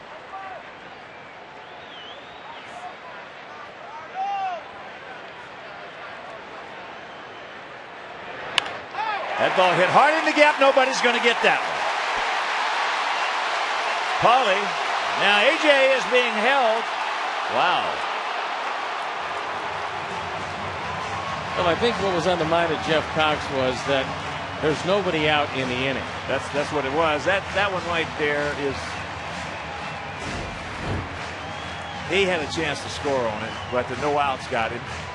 And that's a rolling breaking ball right in the middle of the plate. Second run batted in tonight. Carlos Quentin now with 23.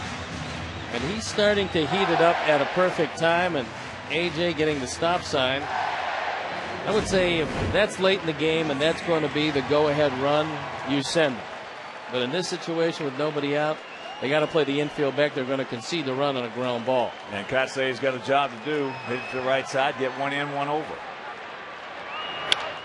That ball's lined right to Cano. Dadgummit. Similar situation in Minneapolis when he lined the ball right at Kadire. Only that ended the game.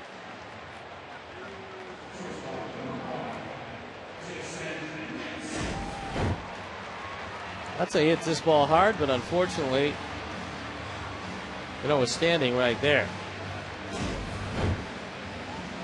Now Girardi still doesn't want to bring the infield in. He's still trying to stay out of the big inning. Still trails by only one run.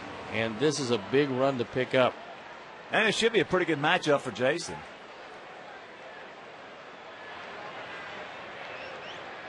Robertson, for the most part, hard. As straight as a string fastball.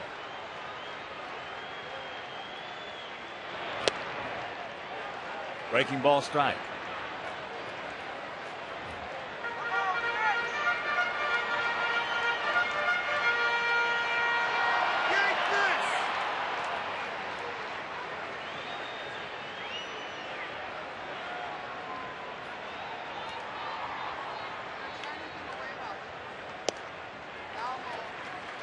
And just off the corner. Count evens at 1. Chris gets on deck.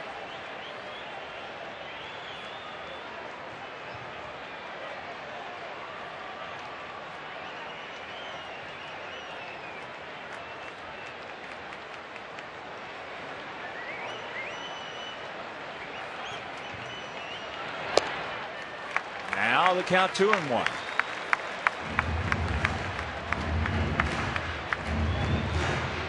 6-9-1 for our Sox, 5-10-0 for their Yankees.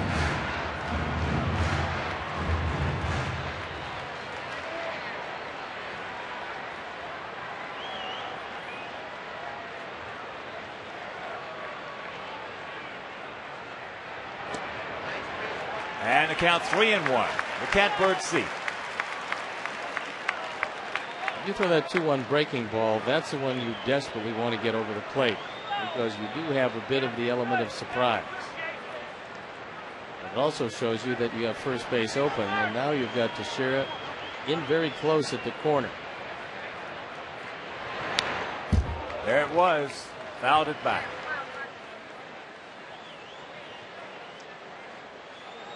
So Jason got the 3-1 fastball. Now Posada comes out because I don't think he liked the location of that one. Robertson very lucky to get away with it. Well, a lot of times in this situation, when a catcher goes out there and talks to the pitcher, when you got first base open in a full count, that's gamesmanship. He just goes out there just to try to get that hitter thinking. That happens a lot of times. I think he's trying to get Jason to think he's going to get a breaking ball here. That's why he goes out there, just his gamesmanship. Sometimes they tell him something, a lot of times they don't. And he got him.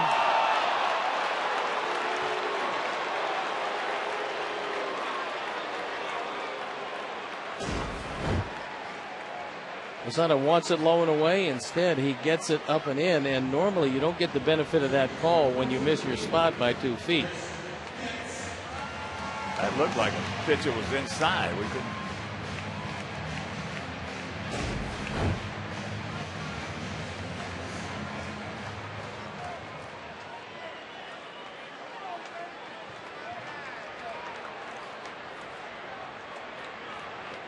So it's up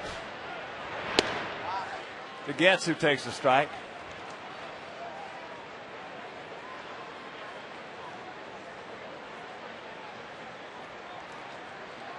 That ball looked like it was inside the way Posada caught it.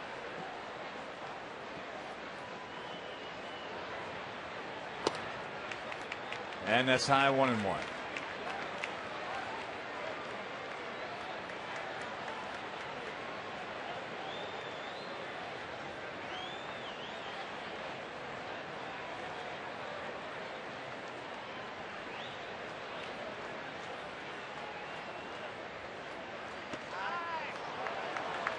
Way high, 2 balls and a strike. Scott Posednik is on deck. Sox had the leadoff walk to Konerko, the single by AJ, the double by Quinton. And we've only got 1 run. Now with 2 down.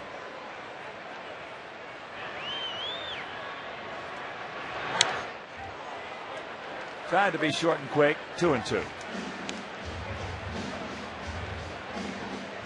Damon is very shallow in left field. Robertson stays away, and they're figuring that Chris Getz is just going to flip it that way. Regular depth in center and right, and the infield absolutely straight away. Well, with Damon's speed, with Johnny, he could come even more, couple steps close. Down ball right side, so second, third, nobody out. We can't do anything with them, but we do come up with 1, 6-5 Sox.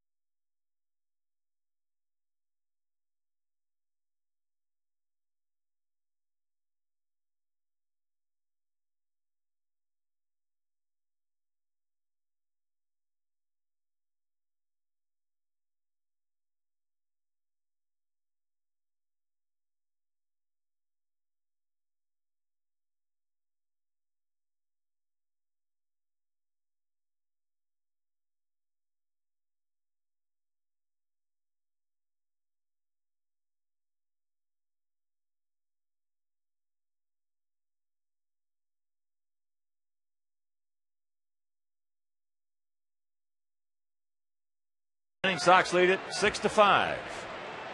Had a golden opportunity last inning to break this game wide open. Eric Hensky will lead it off. He tied it up at 5 when he homered. A 2-run shot in the 4th inning. He has 7 hits in the Yankee uniform. 5 of them have left the park. Apparently, he's not looking to drive the ball the other way. Some guys, man's got to know his limitations.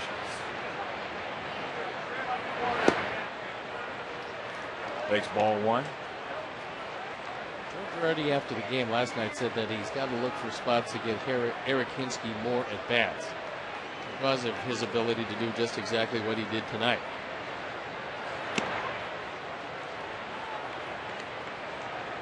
And the count 2-0. Pena a little surprised by that one. He's not missing by much. That was a pretty good pitch. He threw a couple pitches last inning were pretty good pitch too.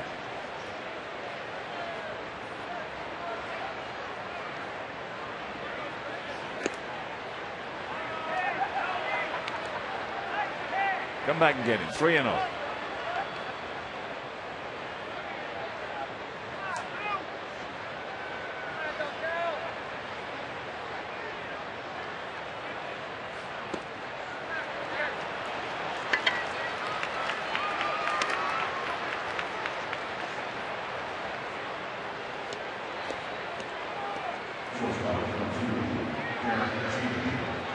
So the leadoff walk.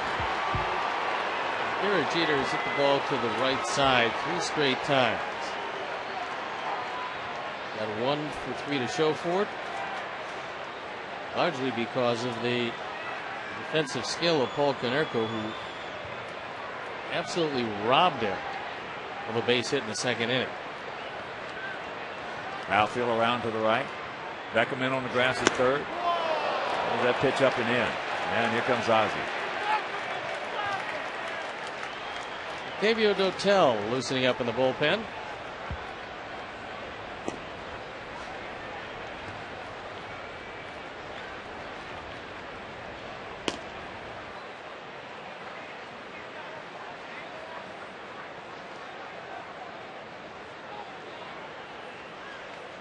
All right, let's take another look at that sequence of pitches to Hensky.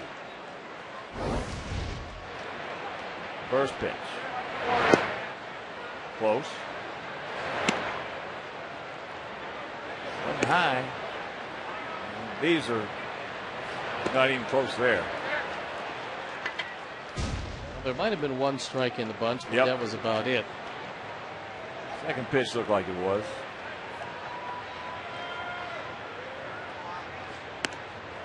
And the count 2-0. Well, he's trying to overthrow the ball now, and Jeter went up there after the walk like most real smart hitters will do. I don't think he was looking to bunt. What I think is he was looking to take a strike, and he finds himself 2-0.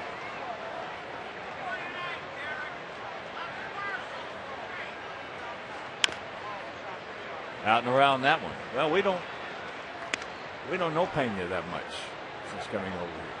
There's some guys that if he throws a strike that the umpire misses, sometimes it upsets him.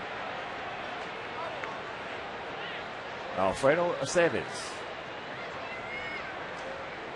I'm not saying that's the case with Pena, but as I said, we don't know him that well yet. Aceves has been terrific out of the bullpen this year.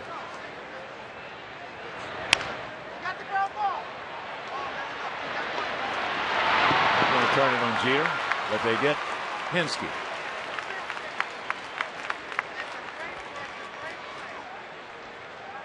Here's the situations where Derek Jeter tries to steal bases. This is a slowly hit ball off the end of the bat. Jason does a nice job. You get 1. You're not going to get 2 here, but at least Chris got the throw off. Now you have to really keep your eye very closely on Jeter with Johnny Damon up. Talked to Damon before the game, and he says he feels most comfortable at 212, which is exactly where he is right now, weight-wise. Said he got up to 218, and he said his whole game was different. And I said, you mean to tell me that at 6'2", 6 pounds made that much of a difference to you? And he said, absolutely. He said, I'm much quicker now. I'm even quicker with the bat. And he says, that's what I feel comfortable playing, and that's where I keep my weight.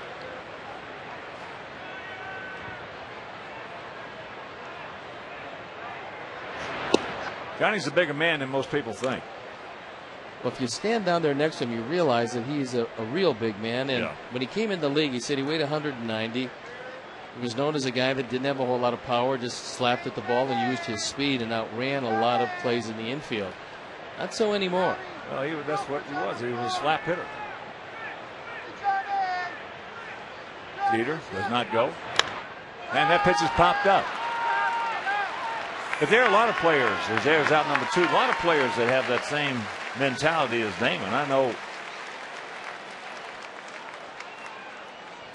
when I was playing with the Red Sox, the last 2 years that I played well before I broke my leg and ankle, I was at 188, and I would not allow myself to go over 189 or under 187.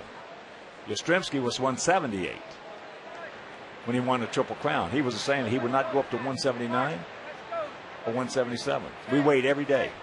Every day. Well, being 5'4", I never tried to get over 215. Well, you were a little portly, you know. I was throwing uphill a lot. That's what was so difficult. They lowered it's hard to get on top of it when you're throwing uphill. Really hard. There's a strike to Teixeira, who is an RBI double. A strikeout and a pop up to center. Mark came out of Georgia Tech. They put out some outstanding plays. You gotta believe it. There he goes. That is number 19 in 23 attempts for Jeter. Well, you knew he was going somewhere in that sequence because he never steals needless bases. He steals them when the Yankees need him to steal them. It's a good jump, and this is a pretty good throw because this ball is low and in. The throw is there, but too good a jump against Payne.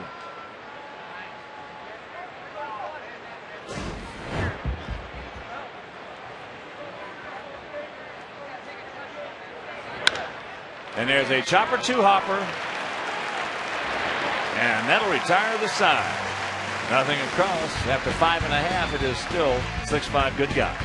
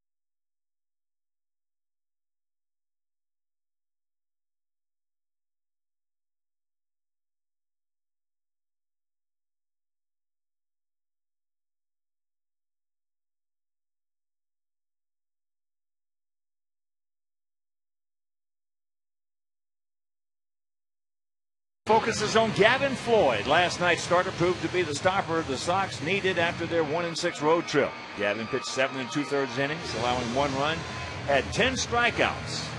Over his last 13 starts, Gavin is 6-2 with a sparkling 2.33 ERA, and it looks like he's doing the same thing that he did last year. Coming down the stretch, he was just awesome, picking up 17 victories.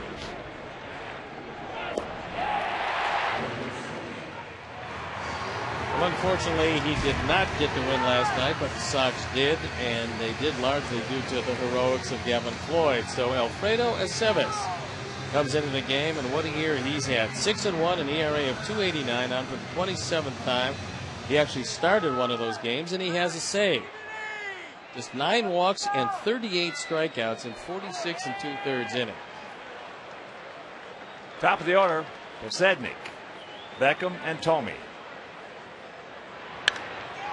First ball hunting into left field, left center.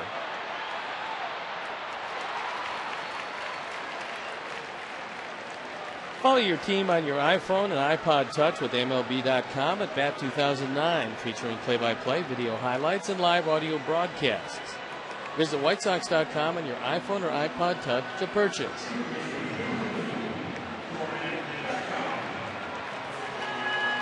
Here's Beckham Gordon, 0 for 2 with a sacrifice fly. Picked up his 31st RBI in the second inning.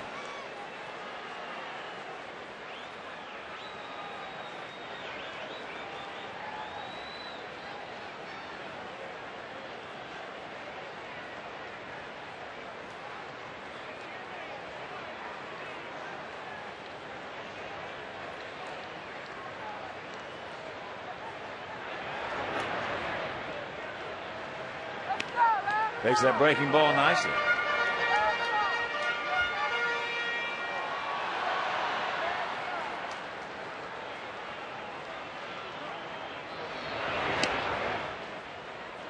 And a strike. Good looking hairdo.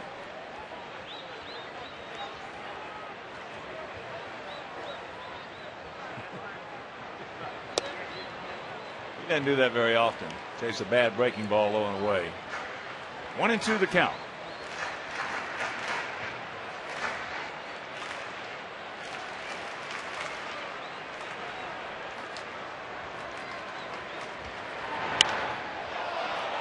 High into left field.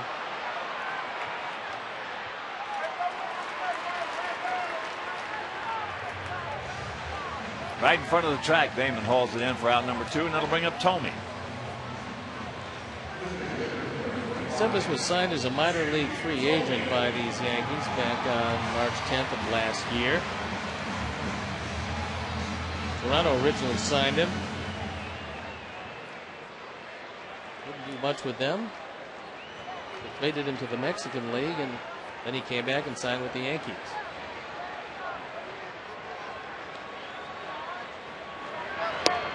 Tomey checks it up. He did not go.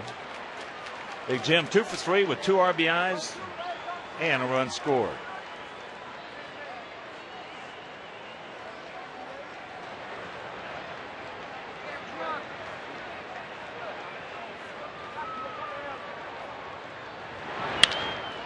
Ball hit hard, but Cano playing back in the outfield. Sucks it up, throws him out, and that's a quick 1-2-3 inning for Aceves.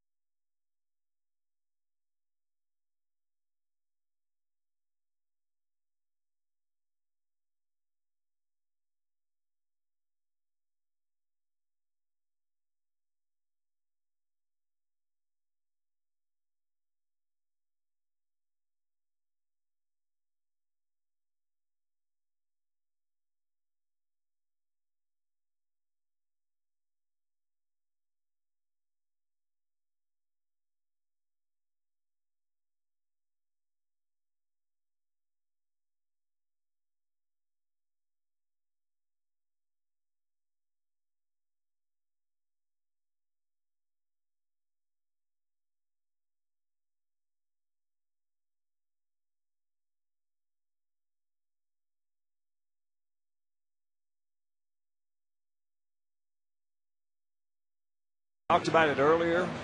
It's been a battle of the bullpens, and neither manager wanted this. No, but I know that this is what was going to happen tonight, and now it's just a question of the Sox bullpen with a 1-run lead, trying to nail it down, and Octavio Dotel comes in, and hopefully he's got his good stuff tonight, because he's got to go right through the heart of this very potent order.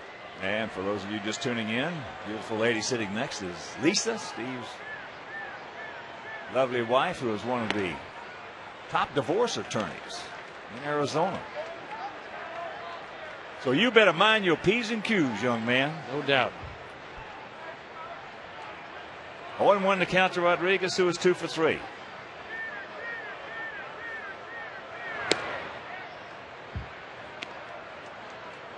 Hotel 1-3, ERA 3.05 on for the 43rd time.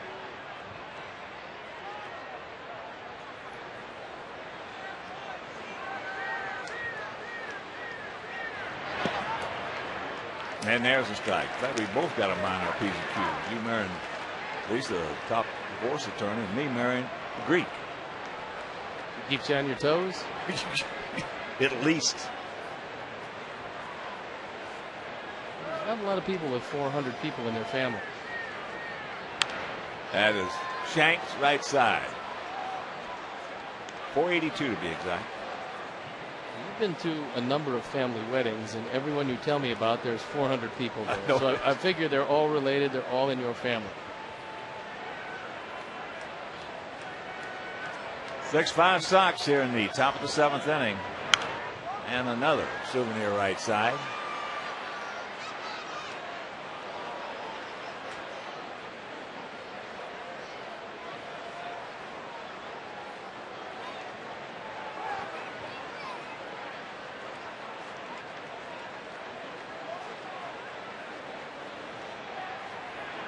Rodriguez hitting at 252 as he stands up to the dish.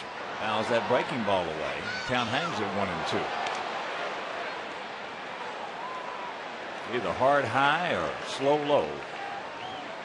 At that time, Rodriguez was unhappy that he didn't hit what he felt was a rolling breaking ball. It didn't have a lot of deception to it, and here comes the outside heater. Let's see if he swings through it. Has popped up. He almost swung through it.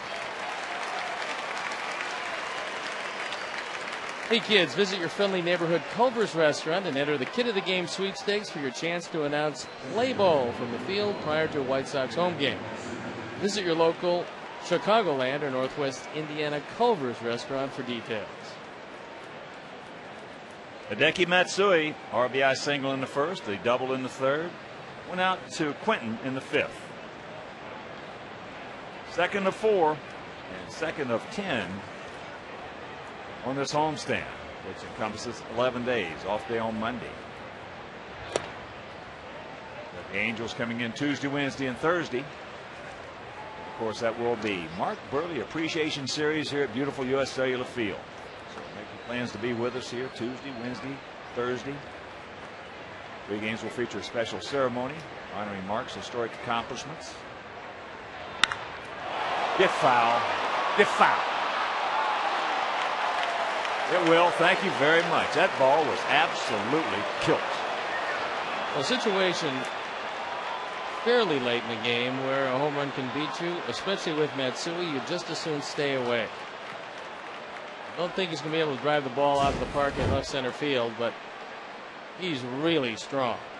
And this ball is right down the middle, and he hits the daylights out of it. Fortunately, looking at just foul. The man you saw right before that pitch was Rocky Wirtz of the Chicago Blackhawks, and congratulations to him on a great year. Yes, indeed. First of many coming up. Congratulations to John McDonough. An exciting season of hockey. An exciting season. Here's Rocky. Had a chance to talk with him before the game tonight. Very excited about the prospects of his exceptionally young and very talented team.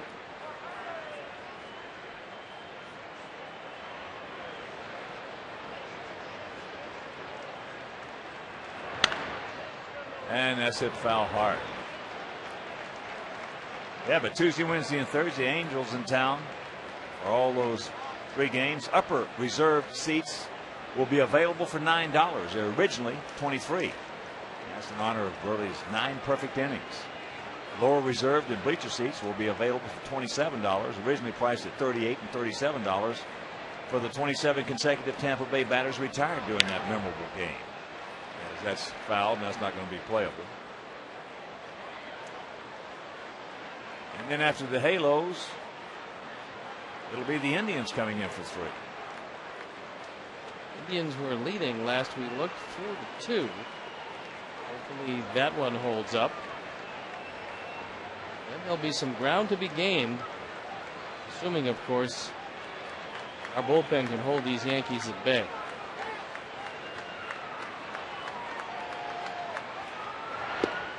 Drive the back door. One of the guys not here tonight, was not here last night, is Bobby Jenks. He's having some problems with kidney stones, and if you've ever had any of those, you'll realize that the last thing in the world you want to do is pitch. You've had some. I've had 4 of them. And that is high, high, and going into the seats.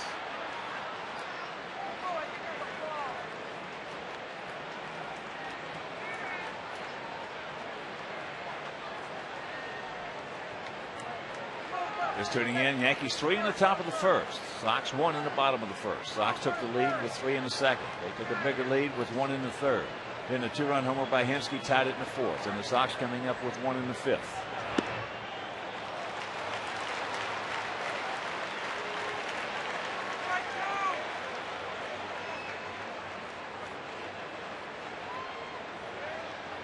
So the base on balls to Matsui, and it'll bring up Posada, who's 0 for 3.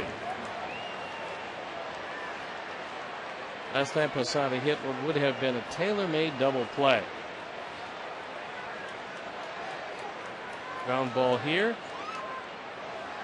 And it'll be the 8th time he's grounded into a double play.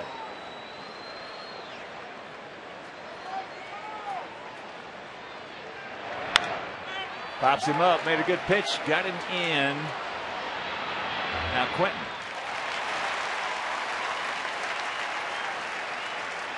Good effort, because on the shift, Nix was playing up the middle, and Beckham had to run straight back. Would have been a very difficult play for him, but Carlos able to call him off and take control. So here's Cano. Really a dangerous guy. Better young hitters in baseball.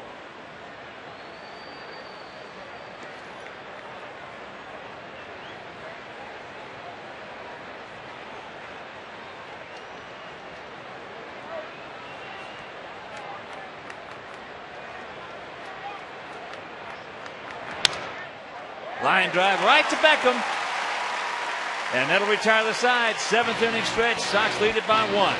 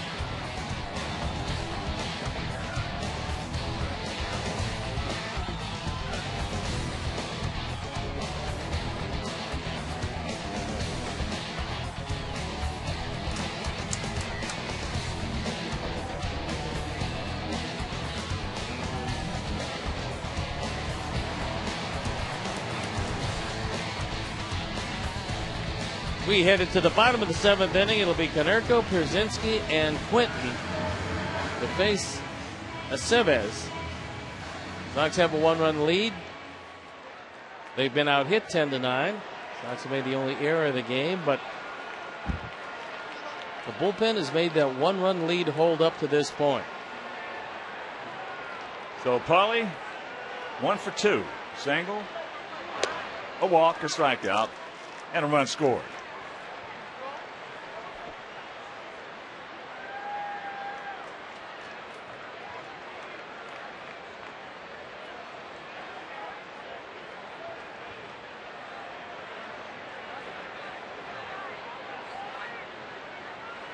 Outfield straight up, spread out.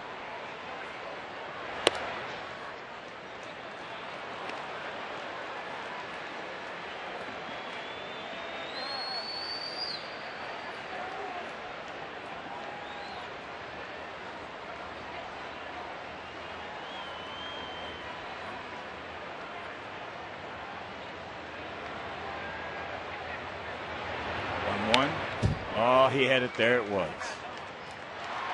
Well, after looking at a couple of sliders, Aceves knew that he was very fortunate to get away with that one. He wanted it inside, and he threw a fastball right down the middle.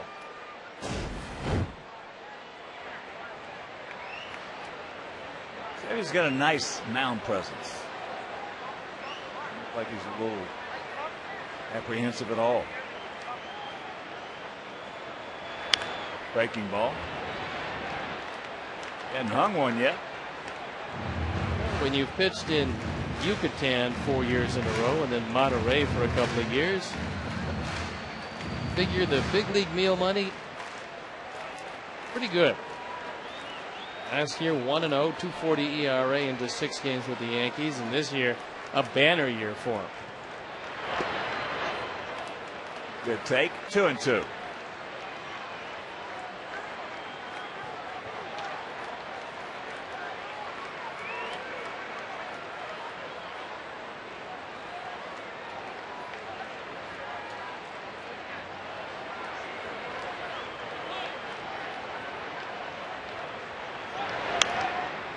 Probably trying to go right with the pitch, just underneath it.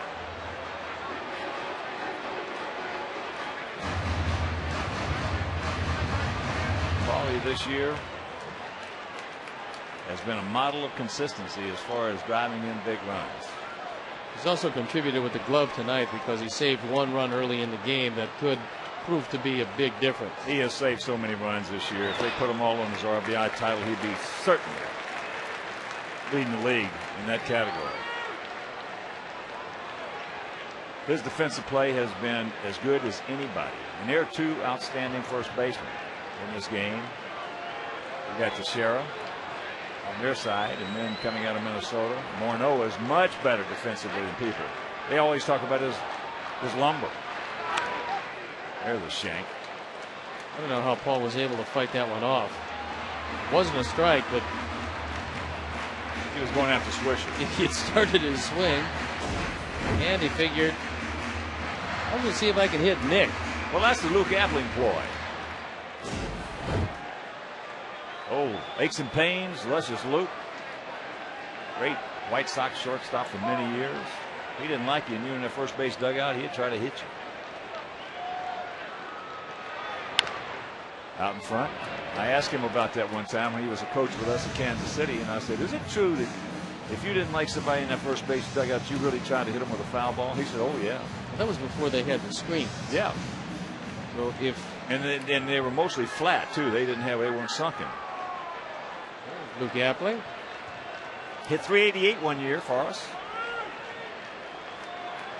Not bad. It's a good solid year. Probably only took a $2,500 cut because he didn't hit .400. There's a good at bat. The leadoff walk. He did that in the 5th, and we scored. 10-pitch at bat. He fought off some pretty good pitches. Finally induced Aceves to walk him. Luigi has worn out that left field line.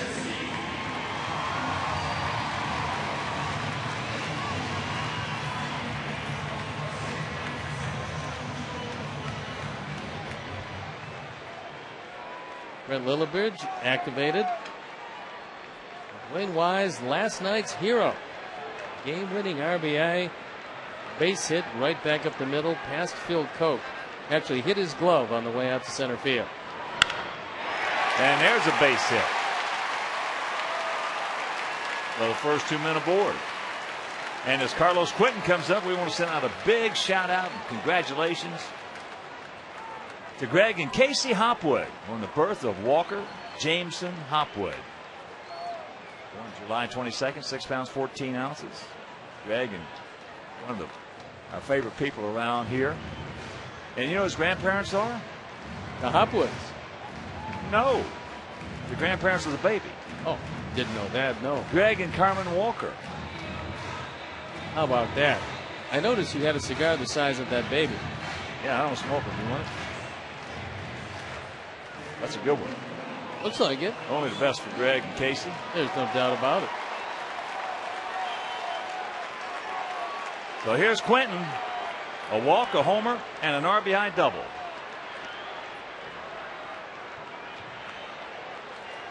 This man here, if he plays August and September, he's going to hit if he plays. If he does play those 2 months and stay away from injury, we're going to win this thing. Curveball hangs inside. At that time, understanding the situation, he didn't exactly rush to get that left elbow out of the way. That one just missed it.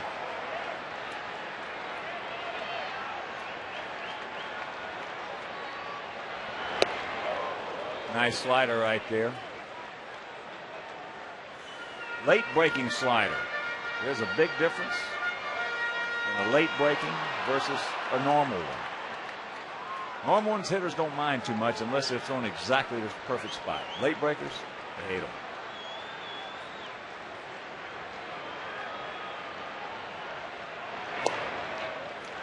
And that's low. Big pitch now, 2-1.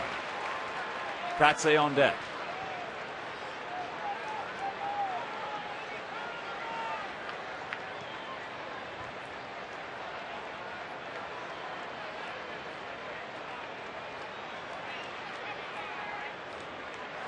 Three balls and a strike. Don't help him out. He's got the catbird seat. Good effort by Posada, making sure that either Konerko nor Brzezinski could move up 90 feet.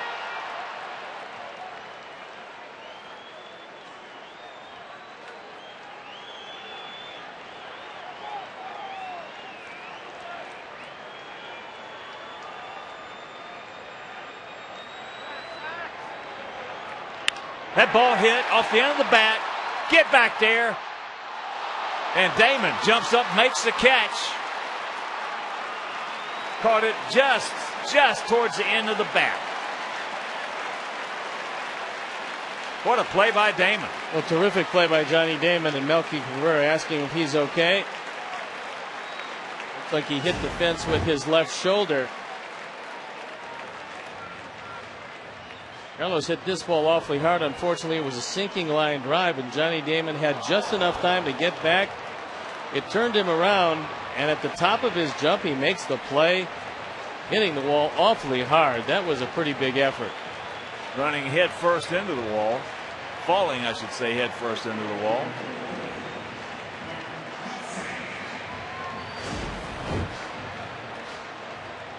Carlos the other night in Minnesota hit 4 balls right on the money and absolutely went 0 for 4.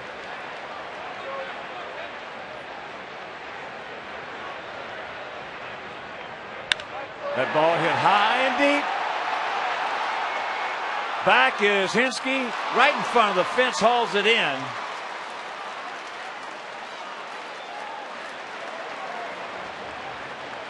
And that is out number 2. He just missed it.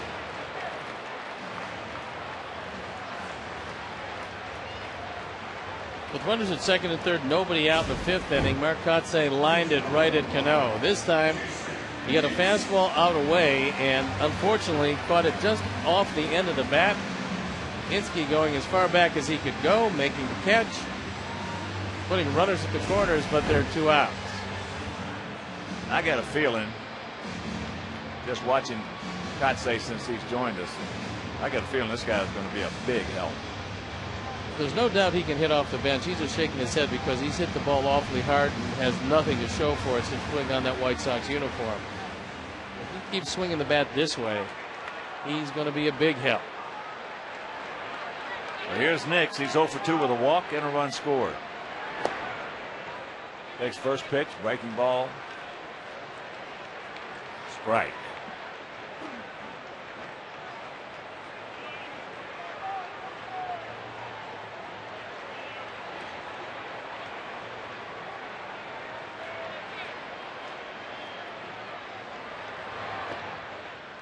That curveball, that misses. He even accounted 1.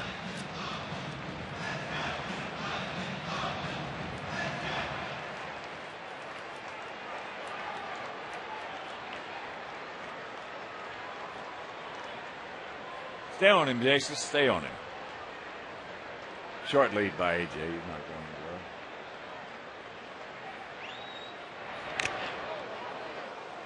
Pulled off that pitch. If you're going to pull off that slider away, it's almost impossible for you to do anything with it.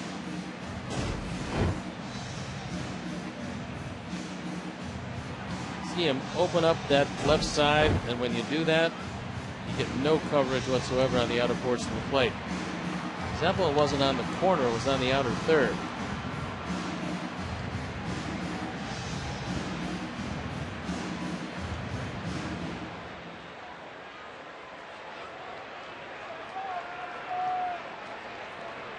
Gap out there in left center. Heyman close to the line. 2 out, runners at the corners, and the 1-2 delivery. Another hard hit foul ball. He's been doing a lot of that tonight. Well, when you do that, when you hadn't been playing on a regular basis, as we talked about a couple innings ago, what happens is the one thing that you want to cover is middle in. You want to cover the fastball. When you cover the fastball, you're going to open up the left side. That's going to give you the middle out to the pitcher. And if he gets it out there, you're in trouble. The slider goes to the outside. Just has to reach for that. Unfortunately, fouls it in the seats. When I talked to Harold Baines about his hitting philosophy, and Harold was about as good as it got, he said that he looked middle out always. Because he thought he was quick enough to get the ball in. He wouldn't swing if it was on the inner portion until he had to. But he thought that the pitchers would stay away just enough for him to get a real good swing at one. But Harold stood way off the plate. Right. Oh, that's true. Way off and dove in.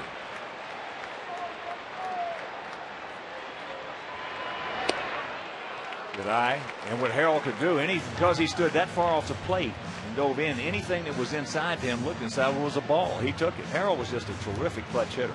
I mean, one of the best in baseball for many years.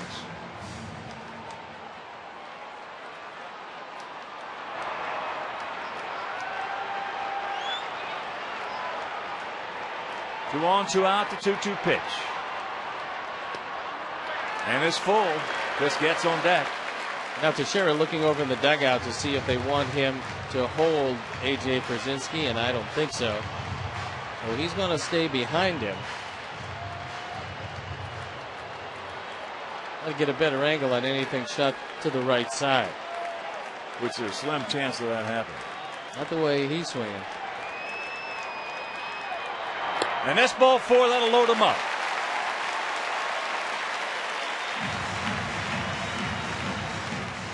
Nice at bat for Jason Nix, who battled off some pitches and finally got the base on balls. That's the second in the inning.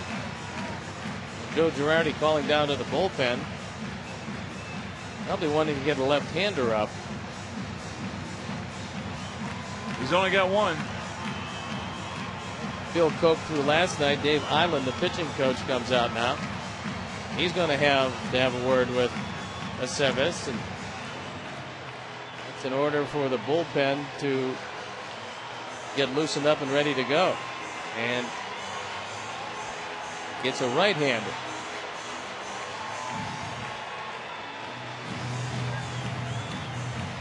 Yankees going to have a tough time staying in front of Boston with one left-hander in the bullpen. especially now with Victor Martinez, because that's a huge addition. They're going to have a tough time staying in front of them with just one left-hander down there. Mark Melancon loosening up in the pen.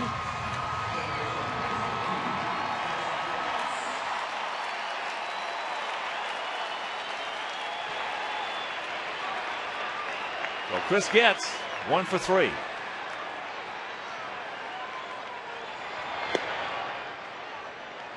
Wow. Whew.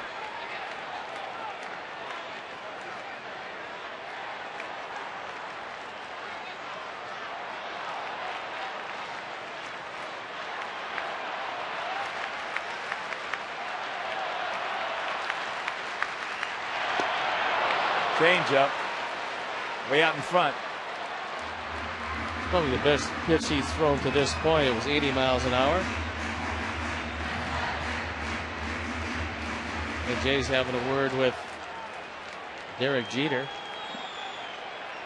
telling him, don't sneak in behind me.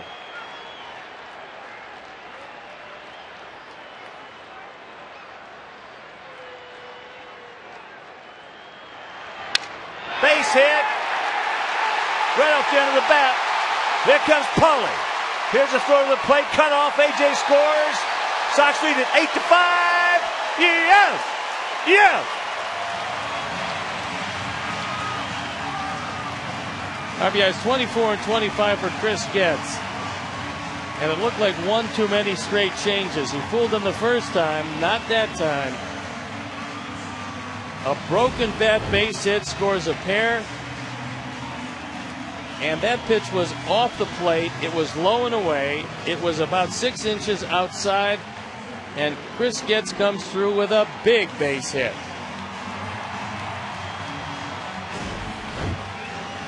And we're not done yet. Here's Scotty Pides. He's 1 for 4.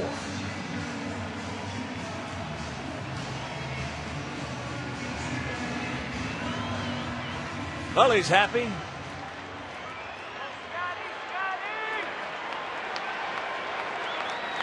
Couple of walks, couple of runs. Usually works that way, even though only one of the walks have scored so far, but it was the leadoff walk that started things off. Well, Pauly's led off 2 innings with walks. In the 5th, he scored. Here in the 7th, he scored. We had another leadoff walk to Jason Nix in the 2nd. He scored. You have to start off an inning, and it's pretty tough to stop any team from not scoring.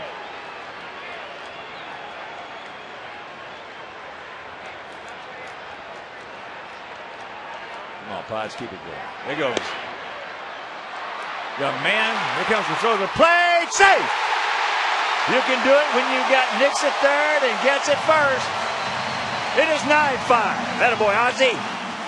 I'm real surprised he let Posada throw through, because he does not have a strong arm. That ball was way up high, and Derek Jeter had absolutely no chance to get Nix at the plate. And that'll go as a steal of home. In fact, it'll go as a double steal. Gets with real good speed. This throw is up. And Jeter doesn't make a good throw, but he was forced with a leaping grab at shortstop. Breaking ball, strike. And the count 1-1.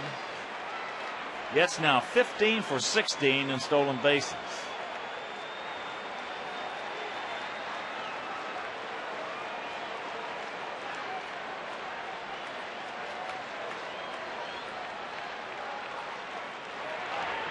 Now that terrific at bat by Nix.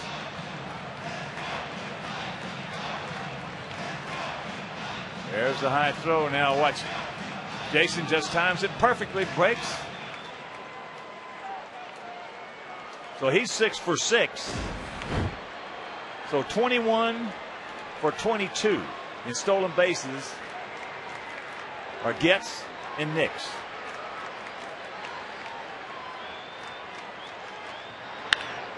Hard hit off the glove. Bounces to Cabrera. Now here he comes, and a decent throw. He can't handle it. Getz scores. It is 10-5. That ball hit the bat, I believe, Hawk, at the plate. Good. I think he would have been able to handle it, except that it hit the bat and bounced away from Posada. That's going to be it for Aceves. And the Sox are running the Yankees out of the ballpark here in the 7th inning.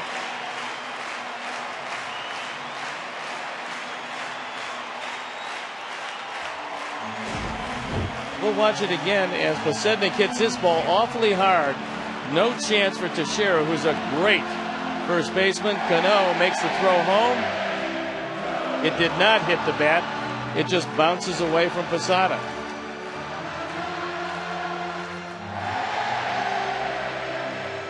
Now he got off to the side of it. Kind of surprised that Posada missed that one. All right. Sox lead at 10-5, and we'll be back.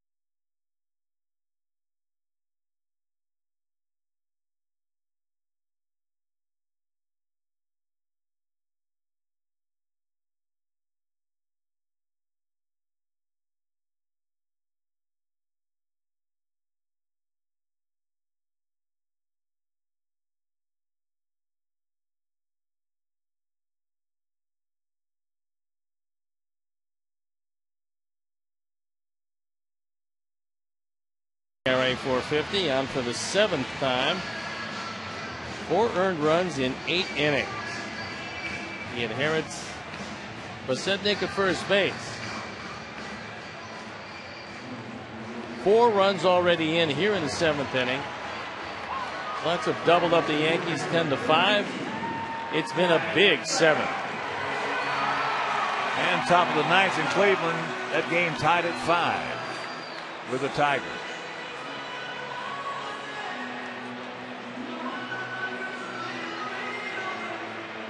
So Gordon Beckham 0 for 3 with a sacrifice fly will be the hitter.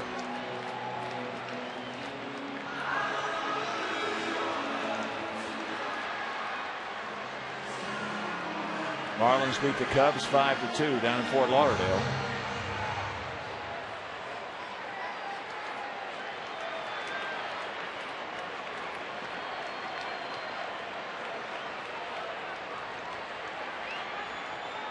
So Pod's a good lead.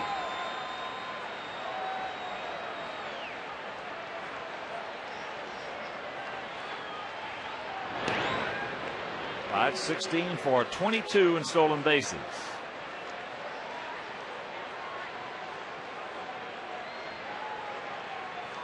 Boy, he scalded that ball down with the sheriff.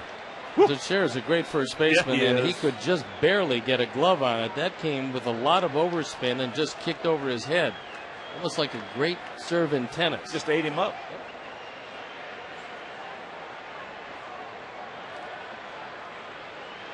Keep it going, Gordon.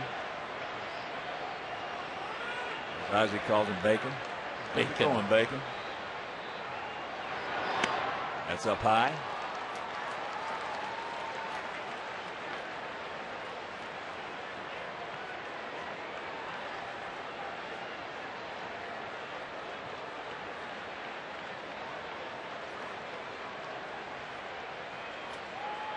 Outfield straight up, spread out. Damon still playing close to the line and left. Watch out.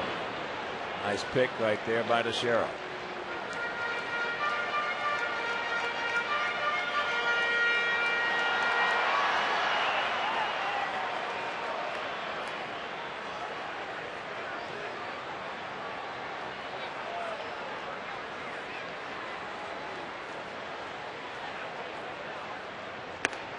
Whoa. 1-1 to count. Gordon decided that he was going to hit this one way up in the seats. That was a little too high for him.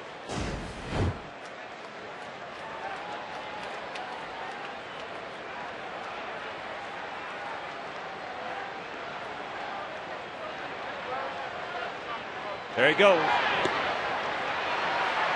Safe.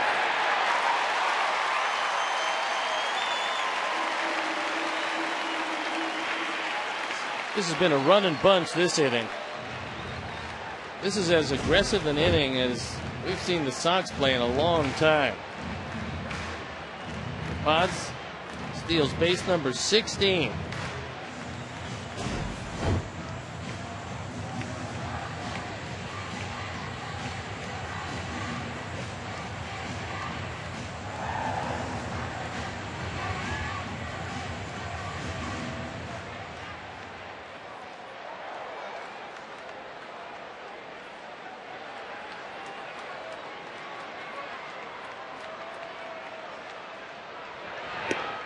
And that's up high, 2-2. 10, 12, and 1 for us, 5, 10, and 0 for them.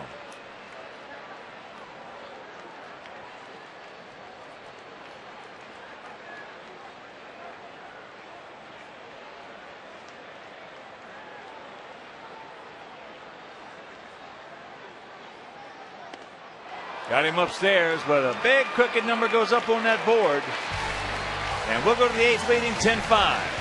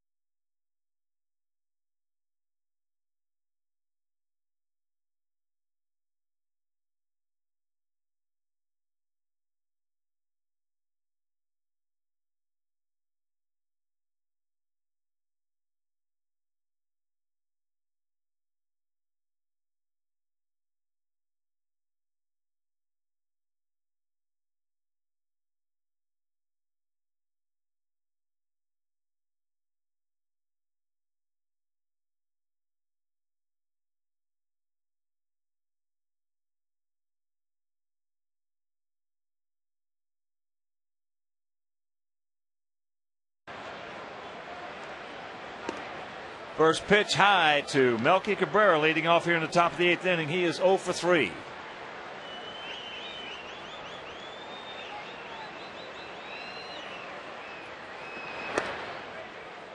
And the count 2-0. Wayne Wise takes over in right field.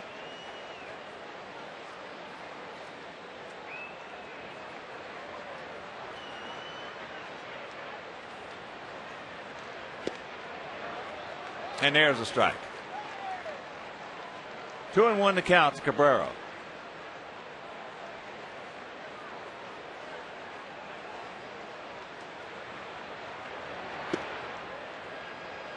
Come back and get him. Don't walk him.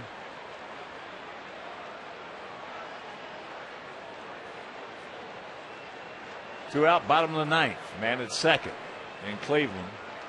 5-5 tie with the Tigers. Not even close.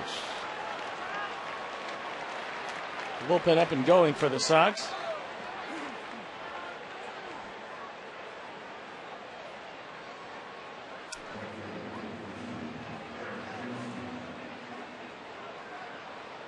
Well, here's Hinske 1 for 2. A 2-run homer, a strikeout, and a walk.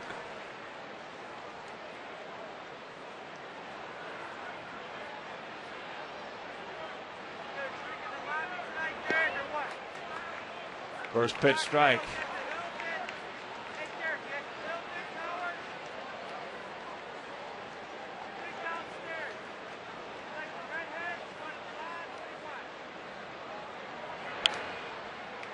And the count 0-2.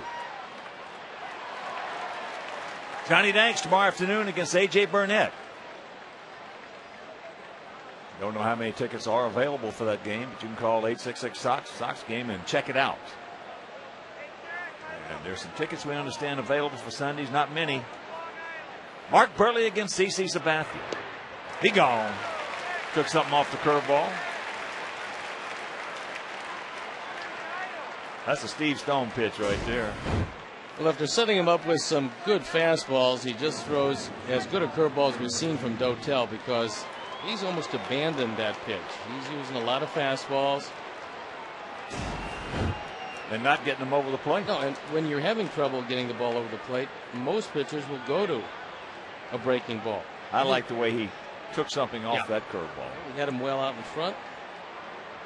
There was a spot he couldn't hit it anyway. So here's Jeter 1 for 4.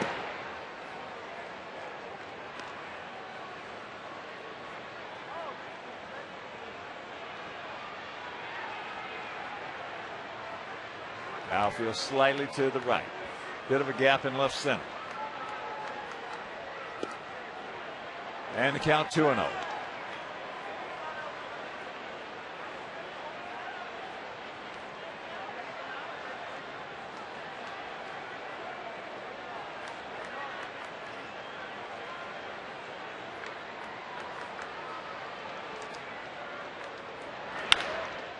Oh, yeah.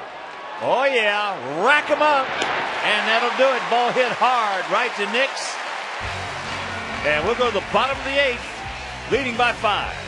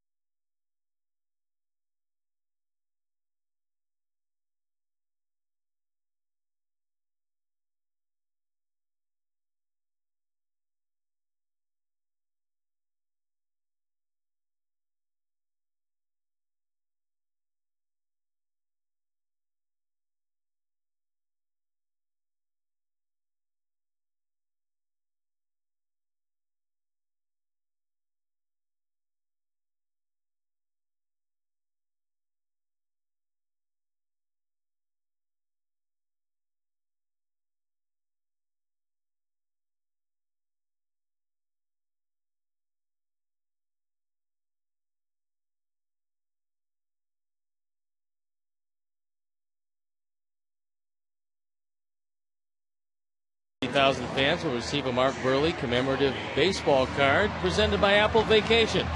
For tickets, call 866-SOX-GAME or visit whitesox.com. Well, extra innings in Minnesota in that 5-5 tie. Yeah, the Angels came back and tied that one. Extra innings in Cleveland in that 5-5 tie with the Tigers. Well, that's good. Detroit came back and tied that one. Here's Tomey. Big Jim fouls it away. He's 2 for 4. 2 big RBIs in the second. He also singled and scored in the first. Well, now we just like to see him go 14 or 15 each. Run through their pitching staffs? Oh, yeah. 0-2 the count. Cleveland best get a run while they can. There's not much in that pen. Pen? Yeah.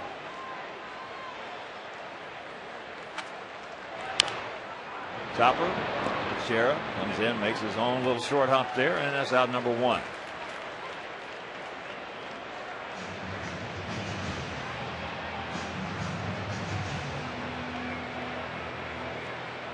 So here comes Paulie. Paulie, 1 for 2, but he has had 2 terrific at bats.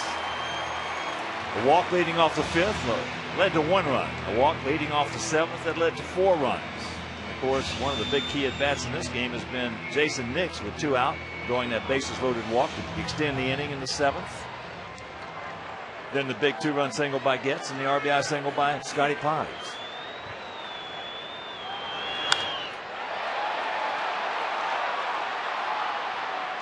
Cabrera right in front of Ted Lyons. And let's check out a U.S. Sailor text poll question and results. As the Cy Young Award is exclusive to pitchers, should the league MVP be limited to position players? Yes, 54%. A little closer than I thought it would be. Me too.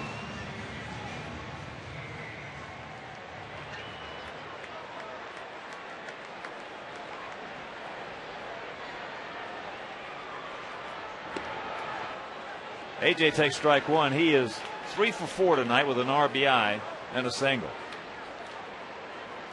Tigers now have a runner at third, 1 out in the top of the 10th. Brandon Inge hit a line drive in the right field. Shin Sin Chu tried to come in, make the catch, hit him right in the knee. That'll leave a mark. And he's got his 4th hit.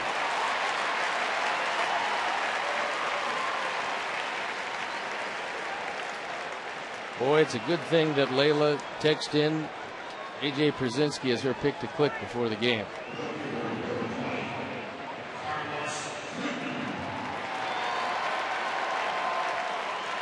Layla's good at that. She's a front runner. Hey, you show me a front runner and I'll show you a winner. That's exactly right. Here's Carlos, 2 for 3, a homer, RBI double, and he was robbed of extra bases in an RBI on a beautiful catch by Johnny Damon. He took a header right into the fence when he caught it. He's got line break, getting ready, throwing in the pen.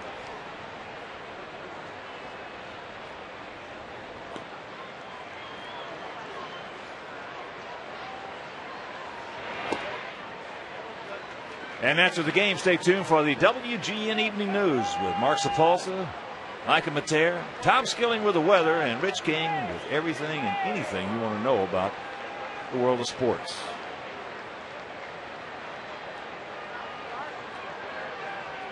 Short lead.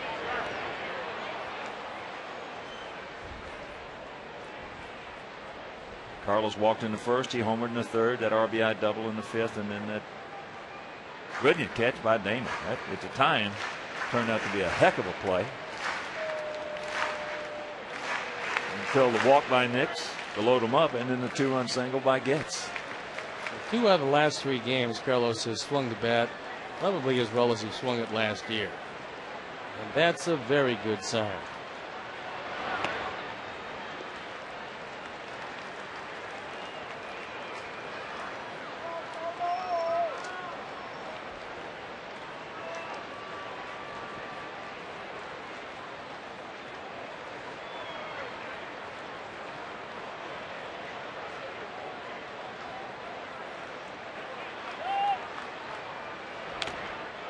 He got a good pitch to hit, had a beautiful swing just underneath it.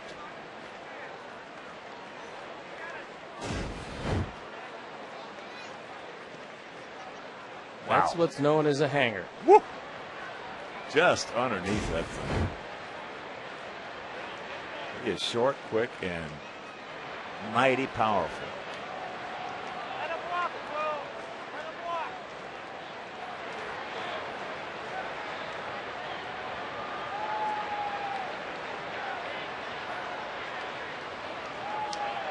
No clue why they're holding AJ on.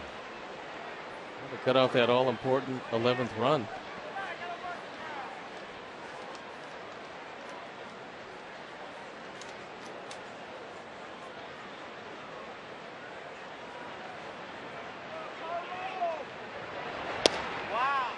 Got him.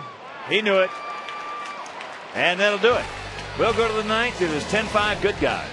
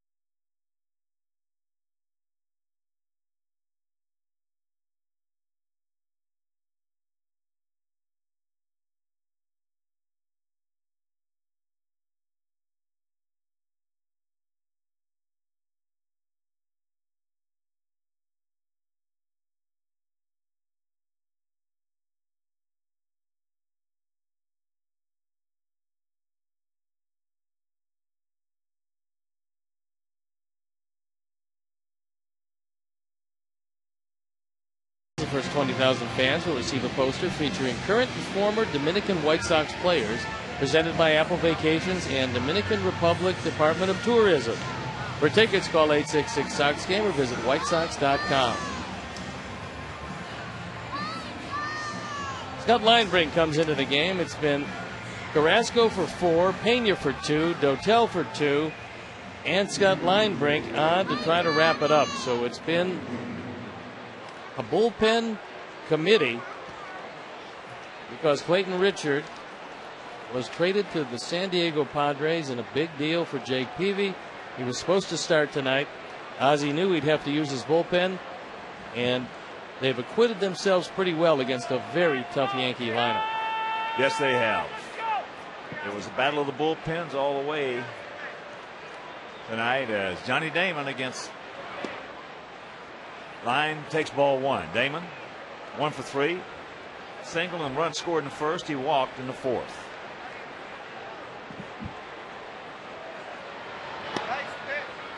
Tigers did not score in the top of the 10th. That's good. Indians have anybody left to drive home a run? Grady Sizemore at the plate right now. There's a hit over though. They got by Paulie, so the leadoff single.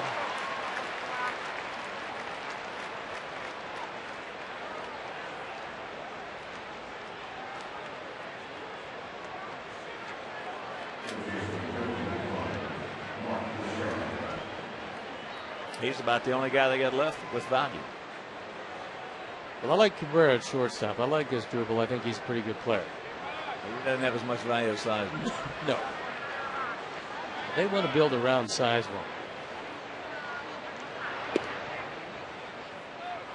And they got a lot of building to do. They need a lot of Legos, man. Well, they got a lot of young players in return for their deals. And, of course, as we know, the only guarantee is they're going to get older. They're not holding Damon on, and that ball hit into right center field. Dwayne makes the call. And that's out number 1.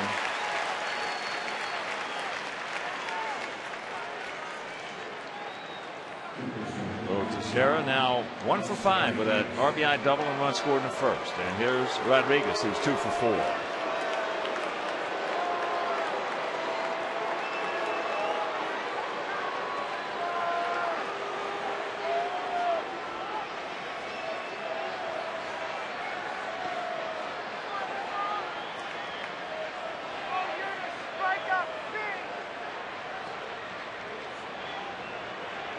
Takes ball 1.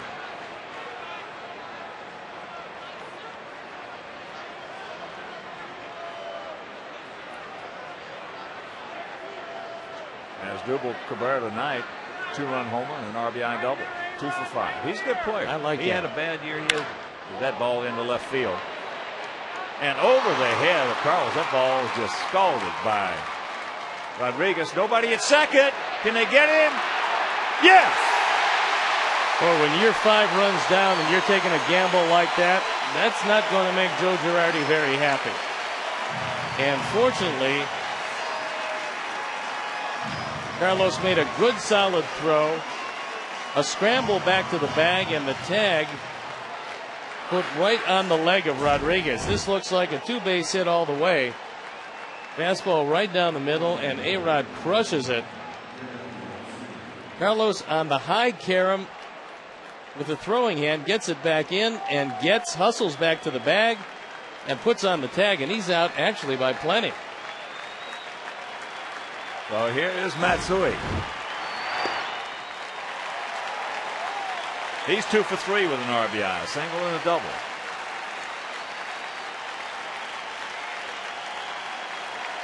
You don't see many singles 7-6-4 putouts.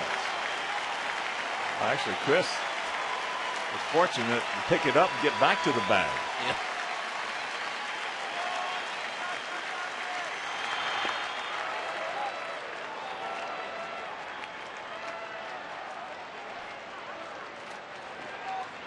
Everybody in the infield was thinking it was a double.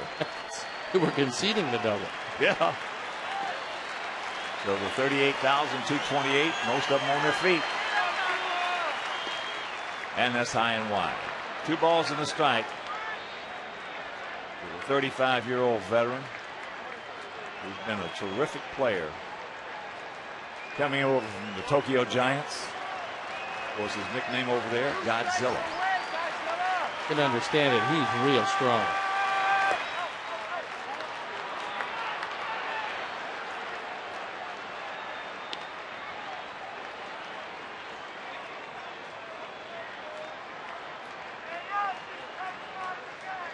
Three balls and a strike. Posada, the on-deck hitter.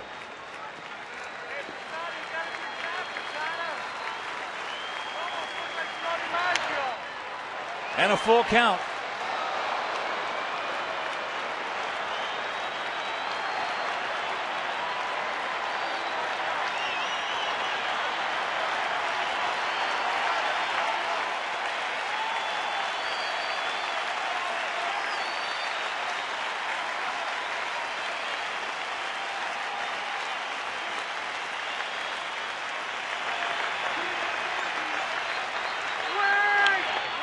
And another souvenir.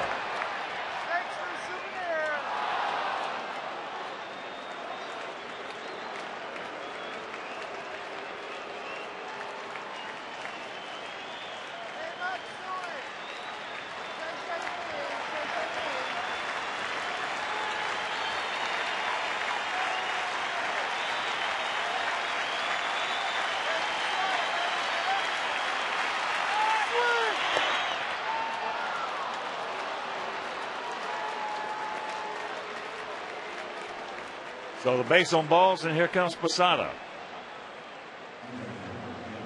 Jorge, 0 for 4 tonight.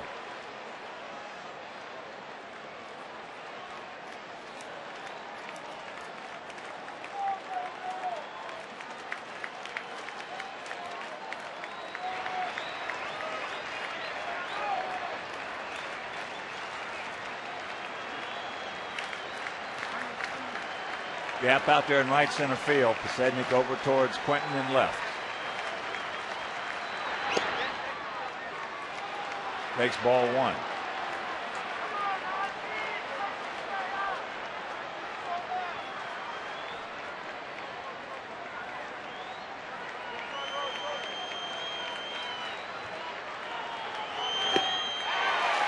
Goes through that one.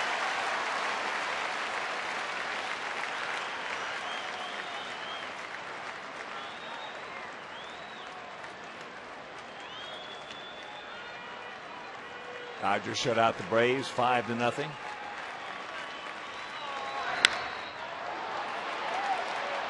High into left field. When it comes down, this ball game will be over.